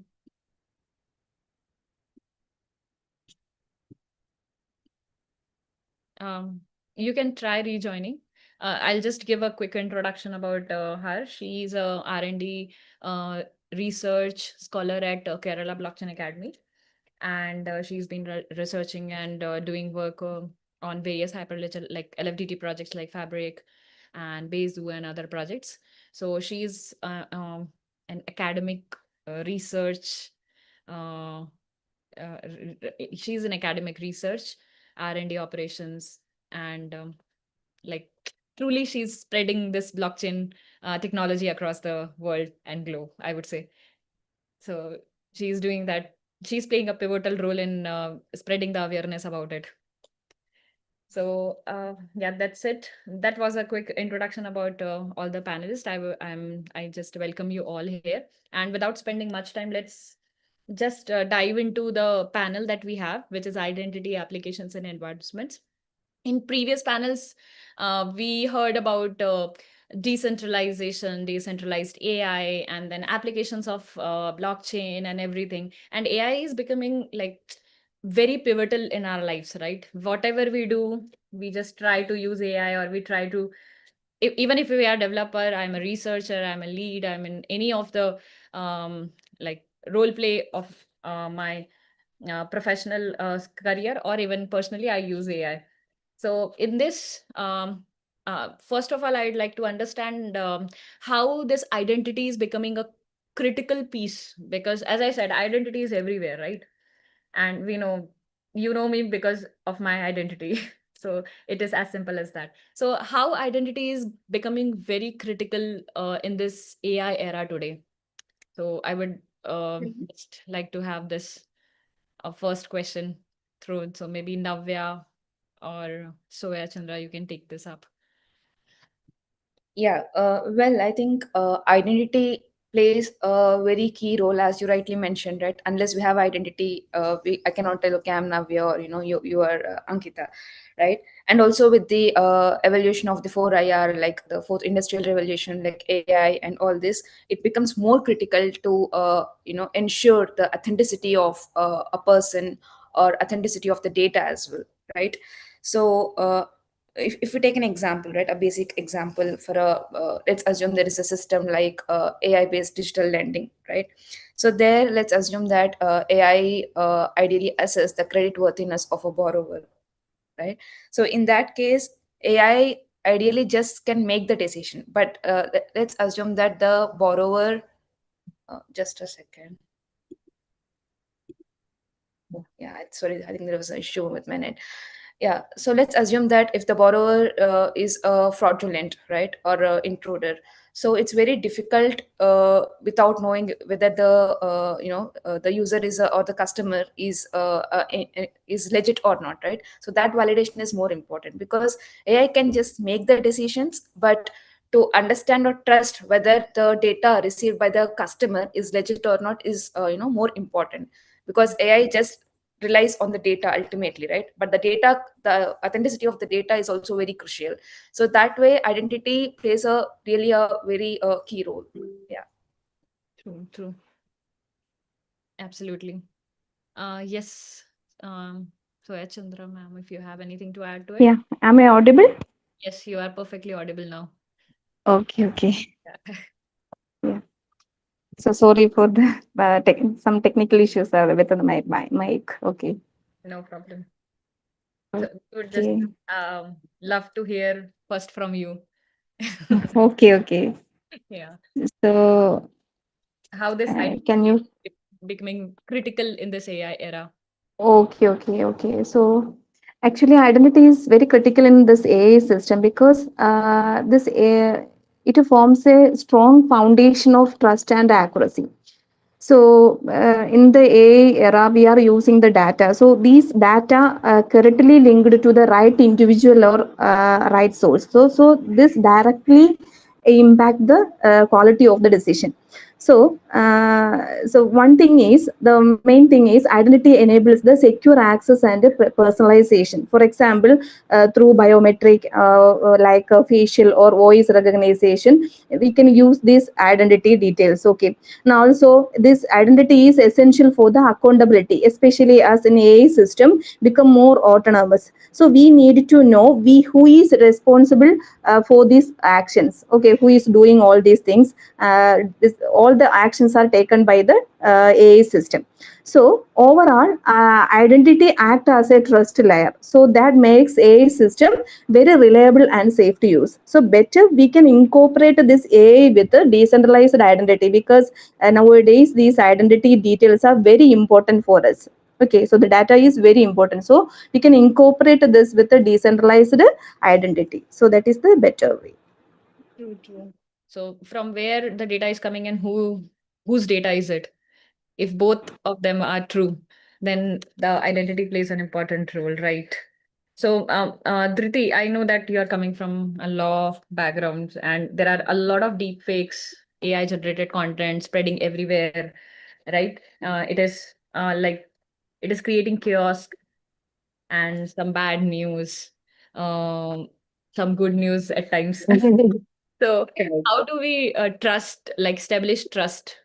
So this is important, that who and what are interacting with, but how do we establish that trust in this deep fake and AI generated content? And also, is this legal verification is even scalable, because there are legal verifications of content and authority and everything, right? So is it really scalable here, or does it play an important role here? What do you think? Yeah, well, I agree with you. As you mentioned, that deep fakes, AI generated video. If we take an example about the war situation that is happening, specifically Middle East being in the middle of the war, not being actively participate, yet being the center part or center point of it. You must have seen through news, maybe various social media platforms. There are a lot of videos that has been circulating, and which is not actually true, because a lot of we have a team in UAE, we have a team in India. That creates a sense of panic that has been happening in Middle East. But the truth to be told is that it's not. I understand it's a very bad situation. I don't want to say that, okay, it's not that bad. But to be very honest, it has been taken care by the government. But a lot of videos that is being circulating without verifying its authenticity, or maybe the source that it is coming from, people are getting very panic about it. And even though the government is doing a very great job, nullifying all that, uh, because of this unverifiable source that the videos are coming through, or maybe the data or the news that is being shared, it creates a sense of panic, which is not a good scenario in a case of government or the national emergencies. Now, as you question that, is it legally, scalable? Absolutely, it is. I work in a law project And I've seen, people having cross-border trade and cross-border authentication that is being a problem in the system. But since blockchain and identity and AI are coming together, it is quite scalable, and it can be easily have a digital persona, because again, identity does not limit to credential, but it is also your digital persona. So verifying the source that, okay, if this is my digital identity, is it honest? Like AI agents are being used, a lot of time AI agents are coming into picture. I think yesterday I read a tweet that someone's investment of $400 turned into $40,000 by an AI agent. Now that was pure luck, because if the input was not correct, I think the $400 would have gone to minus $40. So that is, I personally think it's a pure luck, because to train that data requires a lot of information, a lot of verification, a lot of identity.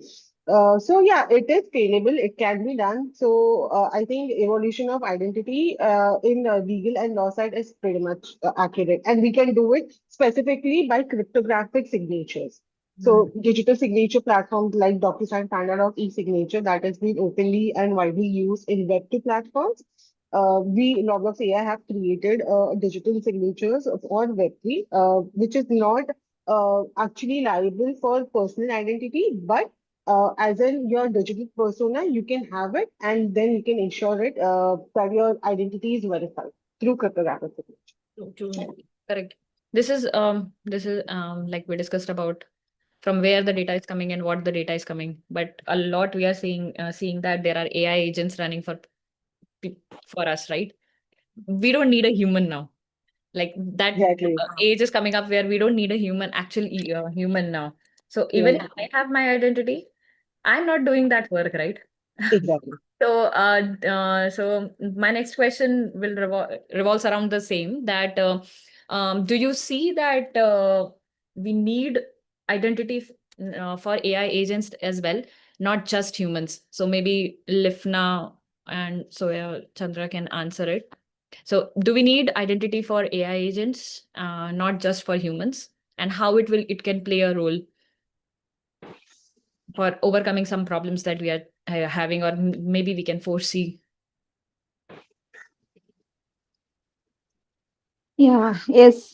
As a AI agent act autonomously, they need identity for authentication, authorization, and accountability.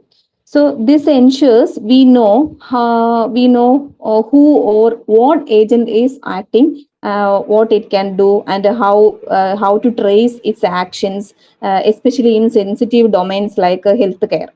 For example, in healthcare, if an AI agent is assessing patient data, or assessing the patient data and assisting diagnosis. So it must have a verified identity and controlled access to ensure patient safety and privacy. So these are so there are some technologies in decentralized. For example, we can incorporate the federated learning to this blockchain part too. We can improve this healthcare applications. Then only we can prove who is the identity proof we can made. Okay, so for example, if we patient can reveal their information, if they can trust the system. If they trust the system, then only patient can reveal their informations. If we can incorporate these systems, this decentralized identity plus AI, we can form a such a trustful system. Yeah, I would like to add on to Soyana's statement, but in a very different way. That is, creating identity for humans, yes, of course, is sure that it improves the authenticity as well as the credibility of the person. But when it comes to AI agents, especially, so there are some cases in which sometimes the AI agents will create they can automate their process, and then sometimes the data leakage can also happen. Identity creation will be able to track this at the root level and will be able to resolve it. So in one way it is good, at the same time, if it is not being traced properly, the AI agents will create a big issue for us when it comes to data privacy. So that's from my side. AI agents, we touched base upon my data, from where it is coming, AI agents which are working for me. Now there are few agents which are autonomously working, right? So they just do their job. So because we are talking about the advancement, so this is the one of the advancement that we are.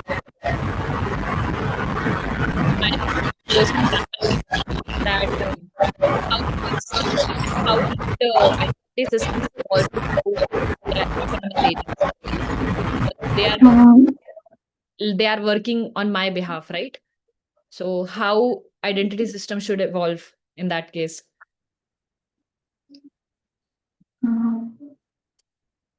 Hello, Ankita. I missed starting of your question actually. The voice was breaking for me.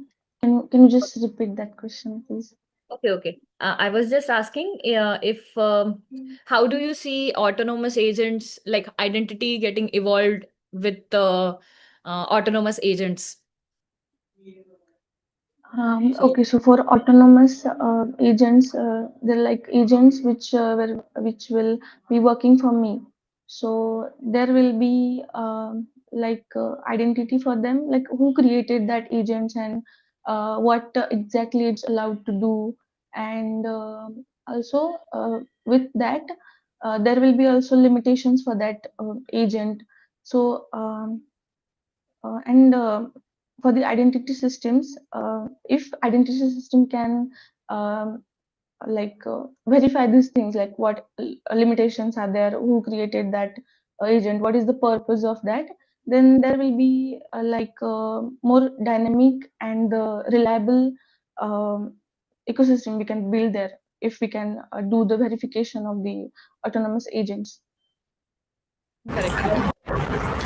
Can I add on some points to it? Ankita? With the self-driving cars, where we were evolving, right?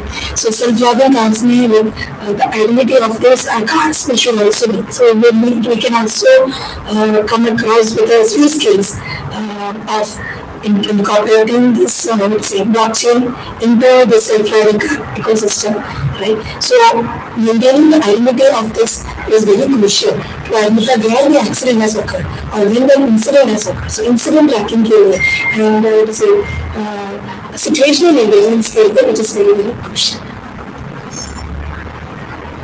Thank you. So we are going towards use cases, like we discussed about one of the advancement that is happening around the in the tech stack, and how identity is playing a crucial role. So let's switch to some of the use cases that we could see. So maybe first, now where you are working into, I think, banking systems, right? So what are the use cases where identity is most critical in banking today? And how the advancement in identities with the maybe blockchain-based identities, self-sovereign identity, verifiable credentials. So how they are advancing the banking system today. So you can just give some few of the use cases over there. Yeah, to start with, I think as most of us here are aware, banking and healthcare are the domains where the PI and PHI, the most sensitive and the confidential data resides in, right? In their data centers. So I think most of the banks today in India, predominantly struggle to balance the fraud prevention along with the customer friction, right? And they also face a lot of issues majorly on the onboarding stage of the customer, along with the transaction authorization, right? So why this keeps on happening? Because as of today, I don't say like all the banks, but most of the banks in India, they're semi-automated, right? Where for the KYC validation, right, the customer has to resubmit the documents multiple times, not just within the bank. Let's say if me being like a citizen of India, I have to go to multiple platforms. For an example, if I'm traveling to Mumbai, right, I need DigiYatra, and again there the KYC validation has to happen. Similarly, if I am like applying for some loan, then again my KYC validation will happen. So instead of like this, where I submit my documents and the validation happens multiple times, this is where I think the blockchain enabled identity comes into picture, right? Where basically, the validation can happen and we can use the credential everywhere. That's where DID comes into picture, where I can say that, okay, see, this is my credential of my KYC, and once it's validated, the whoever wanted to basically validate it, right, the third person, he can just check my credentials directly, where it will be a verifiable link, and the issuer and the verifier will be present in the credential. So this is where I think it's very important, where we adapt the DID into picture, where the validation happens once, but I can use the KYC everywhere, the digitalized KYC, the DID, right? So that's where I think we can also reduce the fraud. Along with, here you'll have the customer satisfaction, because me being a customer, I need not go to multiple forums, and I need not do multiple times the validation, or multiple times I need not upload the documents. So there's one of the good or the best fit I can see. And second is, I think with the AI as well, right? AI can be utilized to identify the behavior, behavioral patterns of the fraud. Let's say there is a fraudulent who is trying to validate the KYC, right? So then we can have a AI which will basically identify the behavioral patterns, and also have a dynamic kind of a risk scoring of the specific persona, right? So this way, blockchain along with AI will become a trusted identity, right? Where the verification is also easier once the credentials is being generated into the wallet of the customer or the citizen. So it is easy for the customer, where they can have this complete hold of it. Along with it, the AI can be utilized, where they can identify the dynamic risk scoring of the fraud along with the behavioral patterns. So this is where I think we can see the complete picture of the identity framework.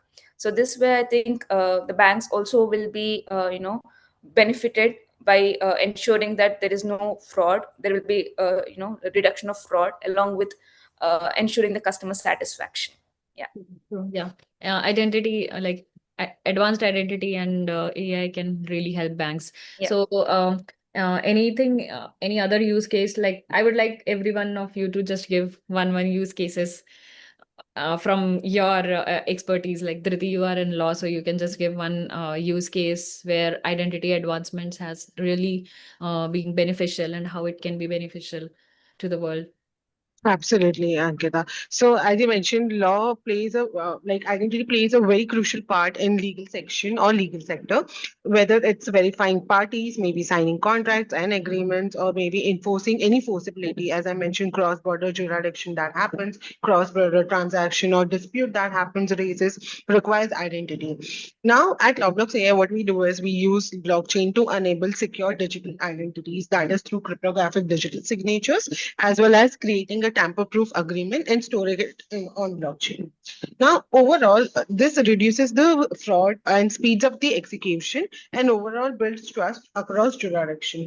We are also currently working at metaverse, or you can say virtual courts, wherein to explain your concept of virtual courts is where there would be an environment created where there will be lawyers, advocates, and the involved parties who would be doing arbitration and mediation, or maybe handling the disputes online through the virtual or meta codes. So using that, we require digital identity for that particular reason, because when you are sitting behind the computer or behind a laptop or a desktop, you need to have a digital persona to understand, okay, if this person is involving in particular arbitration or maybe mediation, they have to have a genuine user identity, that okay, if this person is genuinely raising a concern about his transaction or maybe any dispute that arised, the solution we are giving to is a genuine person and not an AI agent towards it. I think in the future, even AI agents could execute contracts, but only if the identity and authority are clearly, verifiable for that particular. So yeah, that's all from my end. Correct. Yes, maybe Lifna, you can have something from educational. So, as Nirvana has already mentioned about the decentralized ID, and coming to the education domain, we have the students' credentials, which are very sensitive, and there is with our DigiLocal and National Academia platform, we can store the credentials of the students, and then anyone can. So here the data once stored can be accessed by the government and also by the employees who want the flexible data. Then apart from that, one of the special use case which I want to discuss is that the one which I have experimented with is integrating blockchain into the scholarship portal, where in which the government is offering a one-stop platform for the students to apply for their scholarship. Now the thing is that in this platform, without the blockchain, it was very tedious. The student application process was after the submission, getting verification was getting delayed for a longer time. So by integrating blockchain, this verification process can be slowed down. We can reduce the time span from 33 months to 2 to 3 days, and that is by integrating this. It is a student identity that is zero with our national scholarship portal. So identity is a very huge role in reducing the time span of verification. Not only that, even when find a disbursement, tracing down the students' credentials and identifying the eligible candidates and then dispersing the funds. So the entire process of submission to the identifying the candidates and then returning back the funds. Everything can be streamlined in this integration with blockchain and identity plays a very huge role in this particular use case. So that is from my side. Correct. Yeah, right. Students' identity, their verifiable degrees and everything also is very important because like that's how identity verifiable credentials.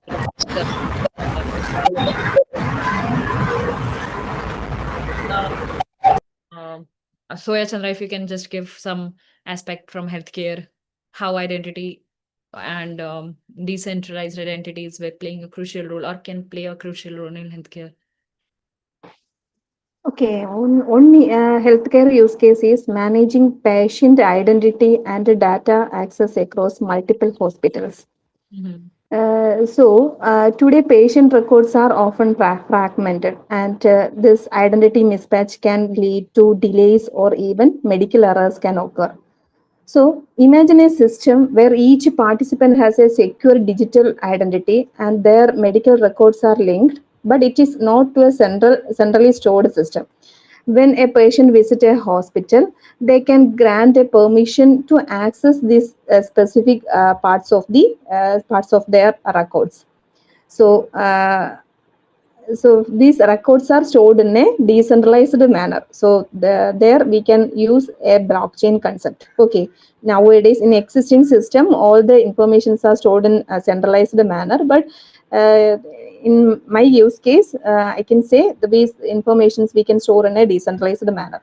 So with the permission of patient concern, these patient information can share.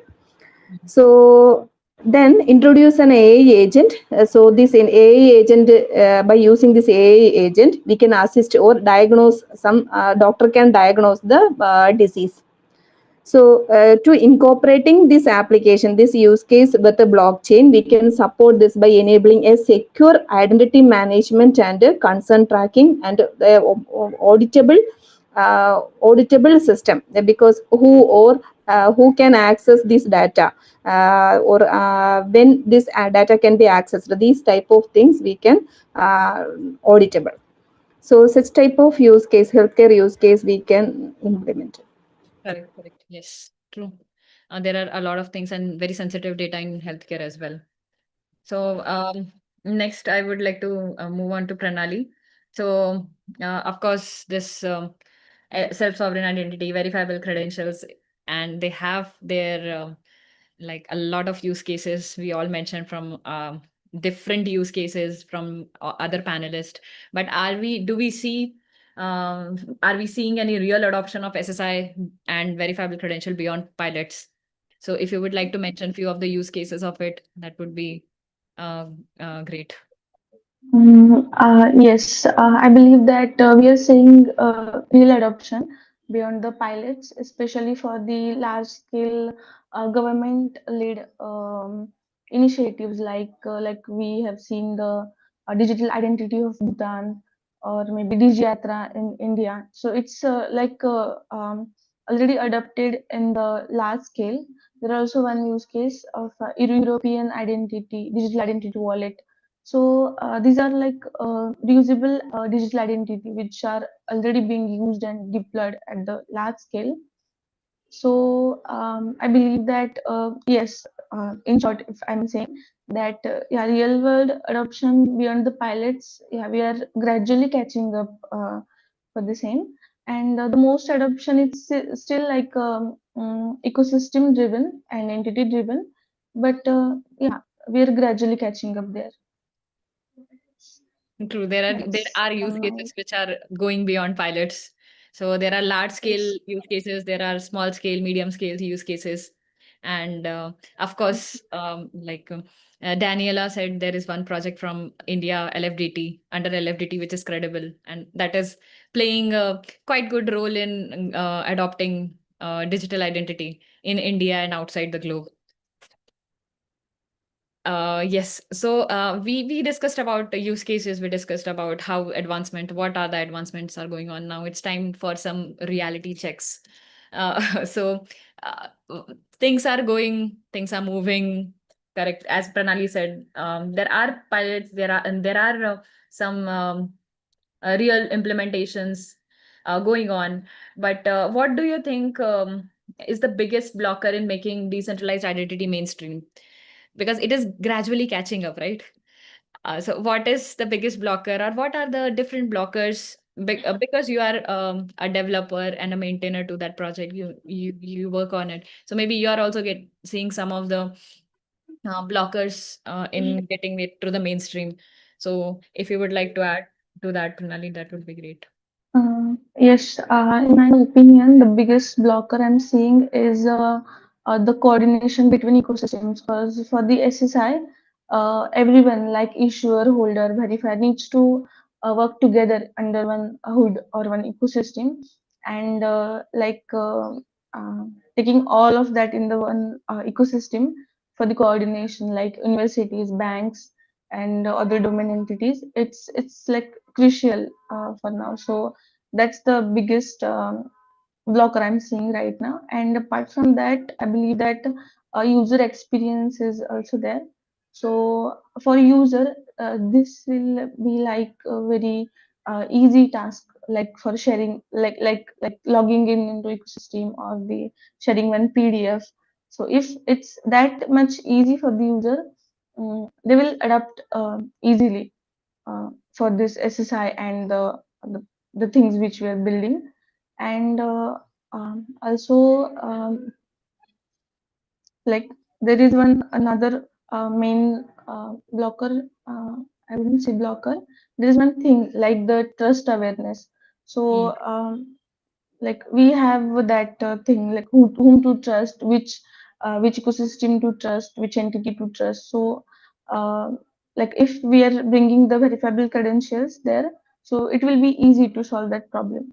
Like we can verify easily whom to trust, which entity is doing what, which entity is processing what data, and the other things. So we can solve this by the VCs and SSI. But yeah, these blockers are still there with the SSI, with the building the applications with SSI. Correct. Decentralization is not just a technology stack shift. It is a mindset shift. So spreading awareness about decentralized identity, about advancements in identity, because we are not used to owning our own data. Though we want our data, but we are not used to it. So this technical shift, and there are legal aspects of it as well. And of course, legal entities are working very on their toes to work towards it. Like we had DPDP new draft is released. We have GDPR, CCPA, and those things play an important role, maybe in unblocking these things. True, that is right. So if blockchain, like one of the questions made that I have, like blockchain always promises that trust without intermediaries, right? So do you think, Navya, this is translated into identity use cases as well? in reality? And if not, then what are the challenges? If you can just give. Well, yeah, so I think we all know that, yeah, blockchain has promised, that there will be no intermediaries to prove the trust. But I think from the identity standpoint, that's not yet, in place, or, it's not active yet. Because major reason here, if we take an example of Aadhaar, right? We need the Government of India authority for it. So we need an issuer ultimately. So there must be a issuer authority, but rather I can say there is no replacement of, there is no removal of the intermediary, rather the replacement of the human intermediary to the blockchain trusted entity. So that's the shift which we can see. I think there is a live example in the live application, which is running, I think, in Singapore. That's called OpenSearch, right? Where they use the application currently, where all the qualifications of the employees can get stored in their digital wallets, and that can be shared to the verifiers, being it any other employer, right? So employer can quickly validate whether the qualification of the employee is legit enough or not. So that's called OpenCert, which is a blockchain application which is running live. And similarly, I think we all are aware with the Hyperledger India, I think there is this British Columbia where we have W3C network, right? So that is another example which is live. But as I said, the adoption is, as you already mentioned, you both, right? So it's like it's evolving faster, but there is no removal of intermediary, rather the shift from the human intermediary who used to basically request, let's say if I'm an employer, right? So employer requesting the employee to, provide the credit, provide the certificates to validate it. So instead of that, we are directly providing a wallet here, where we are removing the human intermediary with the blockchain trusted wallet. So that's the shift which we see. And as I said, we already have live applications which are there in the market. Yeah. Correct. Yes. And one of when you were saying, it just came across my mind that Aadhaar has also released a new version with Aadhaar verifiable credential. Aadhaar is verifiable credential. Yes. So yes, the adoption is going really fast. Adoption is going really fast. Yeah. Yes. Yeah. So any other challenges that you want to throw, Lifna ma'am or Soya Chandra ma'am? Shall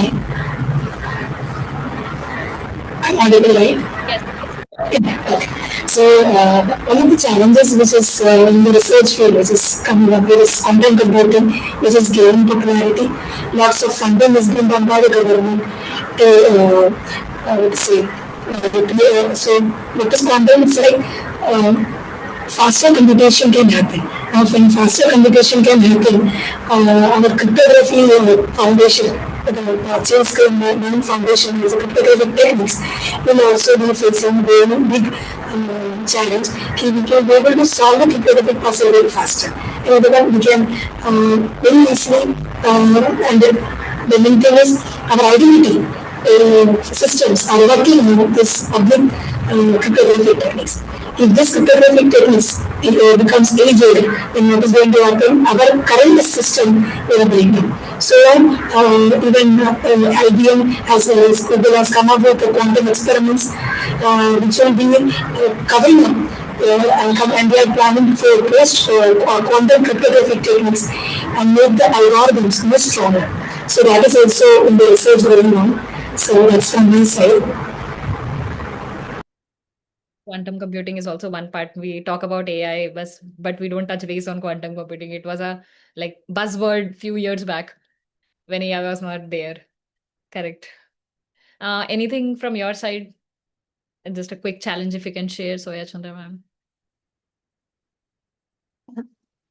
No more point, but add on one point, an important point. Scalability is the one of the main challenge for by implementing this identity application. Okay, so while implementing a blockchain applications, one of the main issue is this scalability problem. You said the scalability problem, interoperability is also coming into the picture. Right? So various platforms are there for verifying our credentials. So how well they are going to contribute with each other. So that is also coming into picture. And that's where community is working very actively to have to implement and overcome the scalability challenges. New drafts and new releases are coming, new specifications. We just touch base on have had some reality check and challenges about it. So we talked about AI, we talked about decentralized identity, we touch base on blockchain based identity, now self-sovereign identity, verifiable credentials. So Pranali, I would like to understand do you think, or how does self-sovereign identity or verifiable credentials can help in this AI driven world and to overcome some challenges that we discussed over here? Yes, so I think that self-sovereign identity will help in AI-driven world in a way that if again as I added in my earlier answer, we need to have verifiable credentials not only for humans but for AI agents as well. So if any AI agent is acting on my behalf, I must like if it's working on my behalf, it must be verified, and like it must have that limited permissions and the authority which I'll be having if I'm in that place. So but I believe that this should be user controlled, and by the VCs we can make that AI agents reliable and trustworthy for the ecosystem blockchain SSI ecosystems which we are building. And also we need to provide a reliable way to use these agents, and SSI will help us to solve this trust problem to use AI agents reliably. So I believe that in format of VCs this can solve that problem. Yeah, if we are using AI agents like that, yeah, through deep fakes, that's synthetic all from my side. identities, yeah, and all these deep fakes, synthetic identities, manipulated data, we can just tag it to a right identity, which can be verifiable over internet, and we don't need any other trust. They are self verifiable, right? So it can help. So yeah, with this we are we are at the end of this panel. I mean, um, we are already past the time, but it doesn't feel like the one. So from the discussion, it is very clear that identity is not longer just a layer of authentication. It is becoming a foundational trust. And from banking to healthcare to emerging AI agents, the challenges is not just verifying the identity, but doing things in a right way, in a way which is secure, scalable, respectful, and user control. So these are all things we touch base on. So we are beginning to see that shift as we discussed, and through the different initiatives. But the journey to truly seamless and user-centric identity is still unfolding. It is not truly there, but we are moving towards it. So the real question here is whether identity will evolve, but it will definitely, because it has evolved, right? So and we will build it in a way that it will keep the trust in center.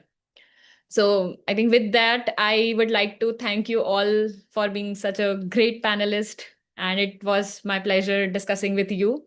And thank you to all the audience as well for patiently listening to us. And just I hope you all have one or other key takeaways from this panel.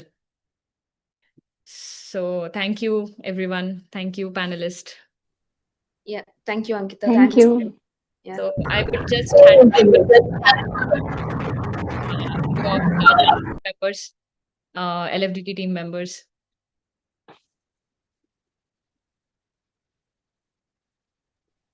So I think we are towards the end of this Women in Blockchain 2026 session. We started, and it doesn't seem that it's been long.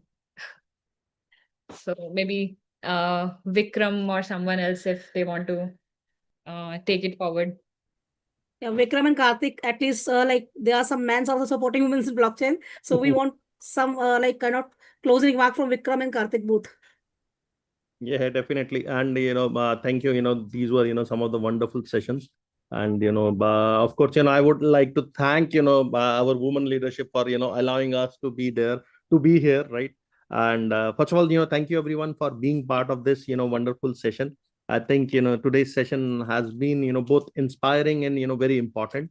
When we talk about blockchain, Web3, and decentralized trust, so we are not just talking about technology, right? We are talking about how the future we want to build, and the one that is very open, trusted, inclusive, and accessible for all.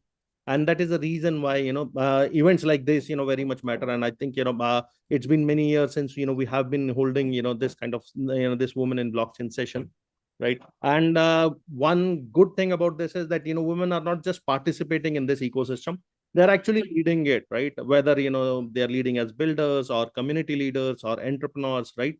And especially I'm proud of the fact that our own India chapter, right? We have more than 50% of our leadership team comprises of women. And that's not just it's not just a number, right? It's a sign that when there is such a space that LFDT has provided, we are creating a space which is encouraging participation and which and supported leadership in a very meaningful way. So, but I believe this we are just beginning, right? And as we continue to drive the adoption of Web3 and blockchain in India, we must keep building this ecosystem where of course all of us can enter, grow, lead, and also inspire all of everyone else as well. So therefore I wanted to sincerely thank all of our speakers for sharing their insight, and all of you for sparing your time on a Saturday for listening to our conversations and encouraging us to do more such sessions in future.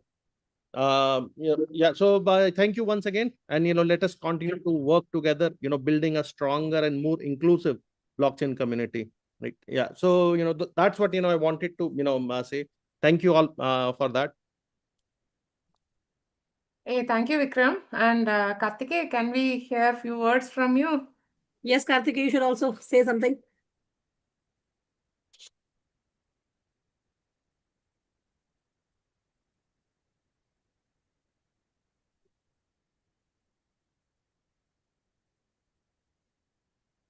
Thank you, everyone, for this wonderful session.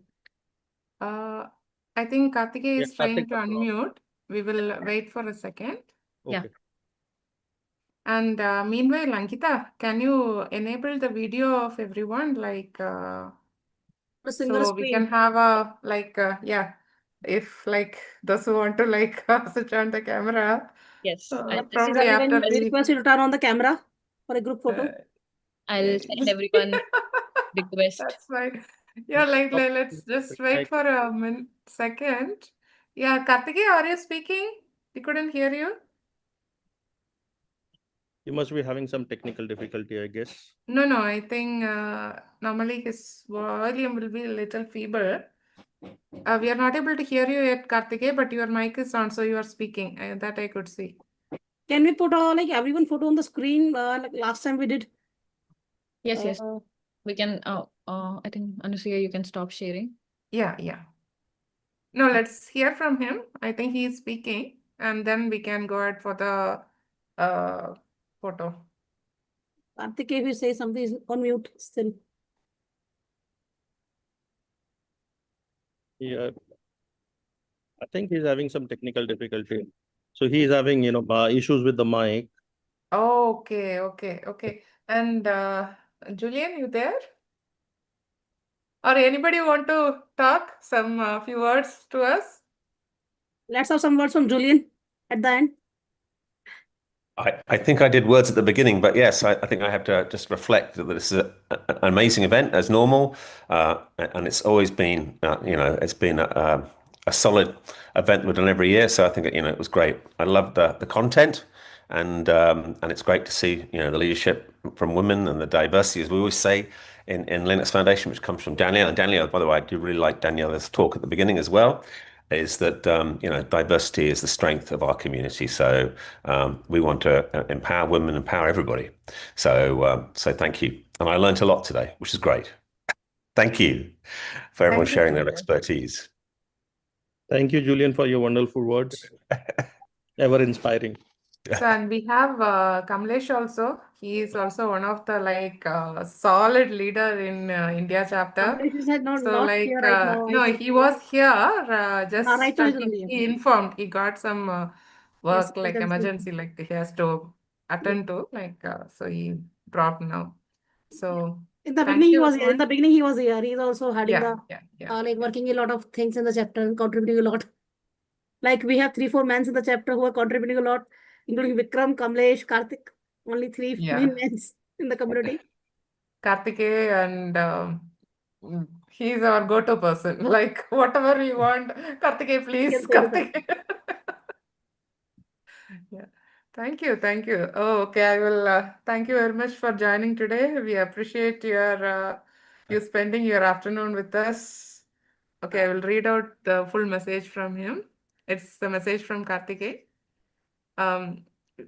We appreciate you spending your afternoon with us in honor of International Women's Month. Thank you, Karthikeya. He has issue with his mic. Okay, let's come on to the I think videos, everyone, and let's. Can we add everyone to video? Then we can just try to take the photo. And everyone, please open your cameras. Let's try. I think most of the people dropped. In between, there was a good crowd, and people are watching from live streaming also, I believe. Right. And big thanks to people like Sue, who stayed here all night. You must be up all night, Sue. Even thank you. All around the world. Julian, I was going to meet with you in Dubai, but unfortunately, that's not happening. Yeah. Hopefully, we'll meet in Singapore. Definitely. I'm ready to sleep, but I'm just waiting. I think we won't take much of your time because it is already late for you. But when you have the food for brain, right, you just don't feel like sleeping though. I'm totally awake, but I still have to sleep because Julian, did you come to the New York City summit? No, I didn't make that. No. Yes. I hear it was cold. Yeah, it was very cold. I was there. It's really cold. The marina was really, really cold. Again, thank you, everyone. I think we are to the end, and thank you all joining. Keep in touch. Thank you, everyone. Take care. Thank you. Bye-bye.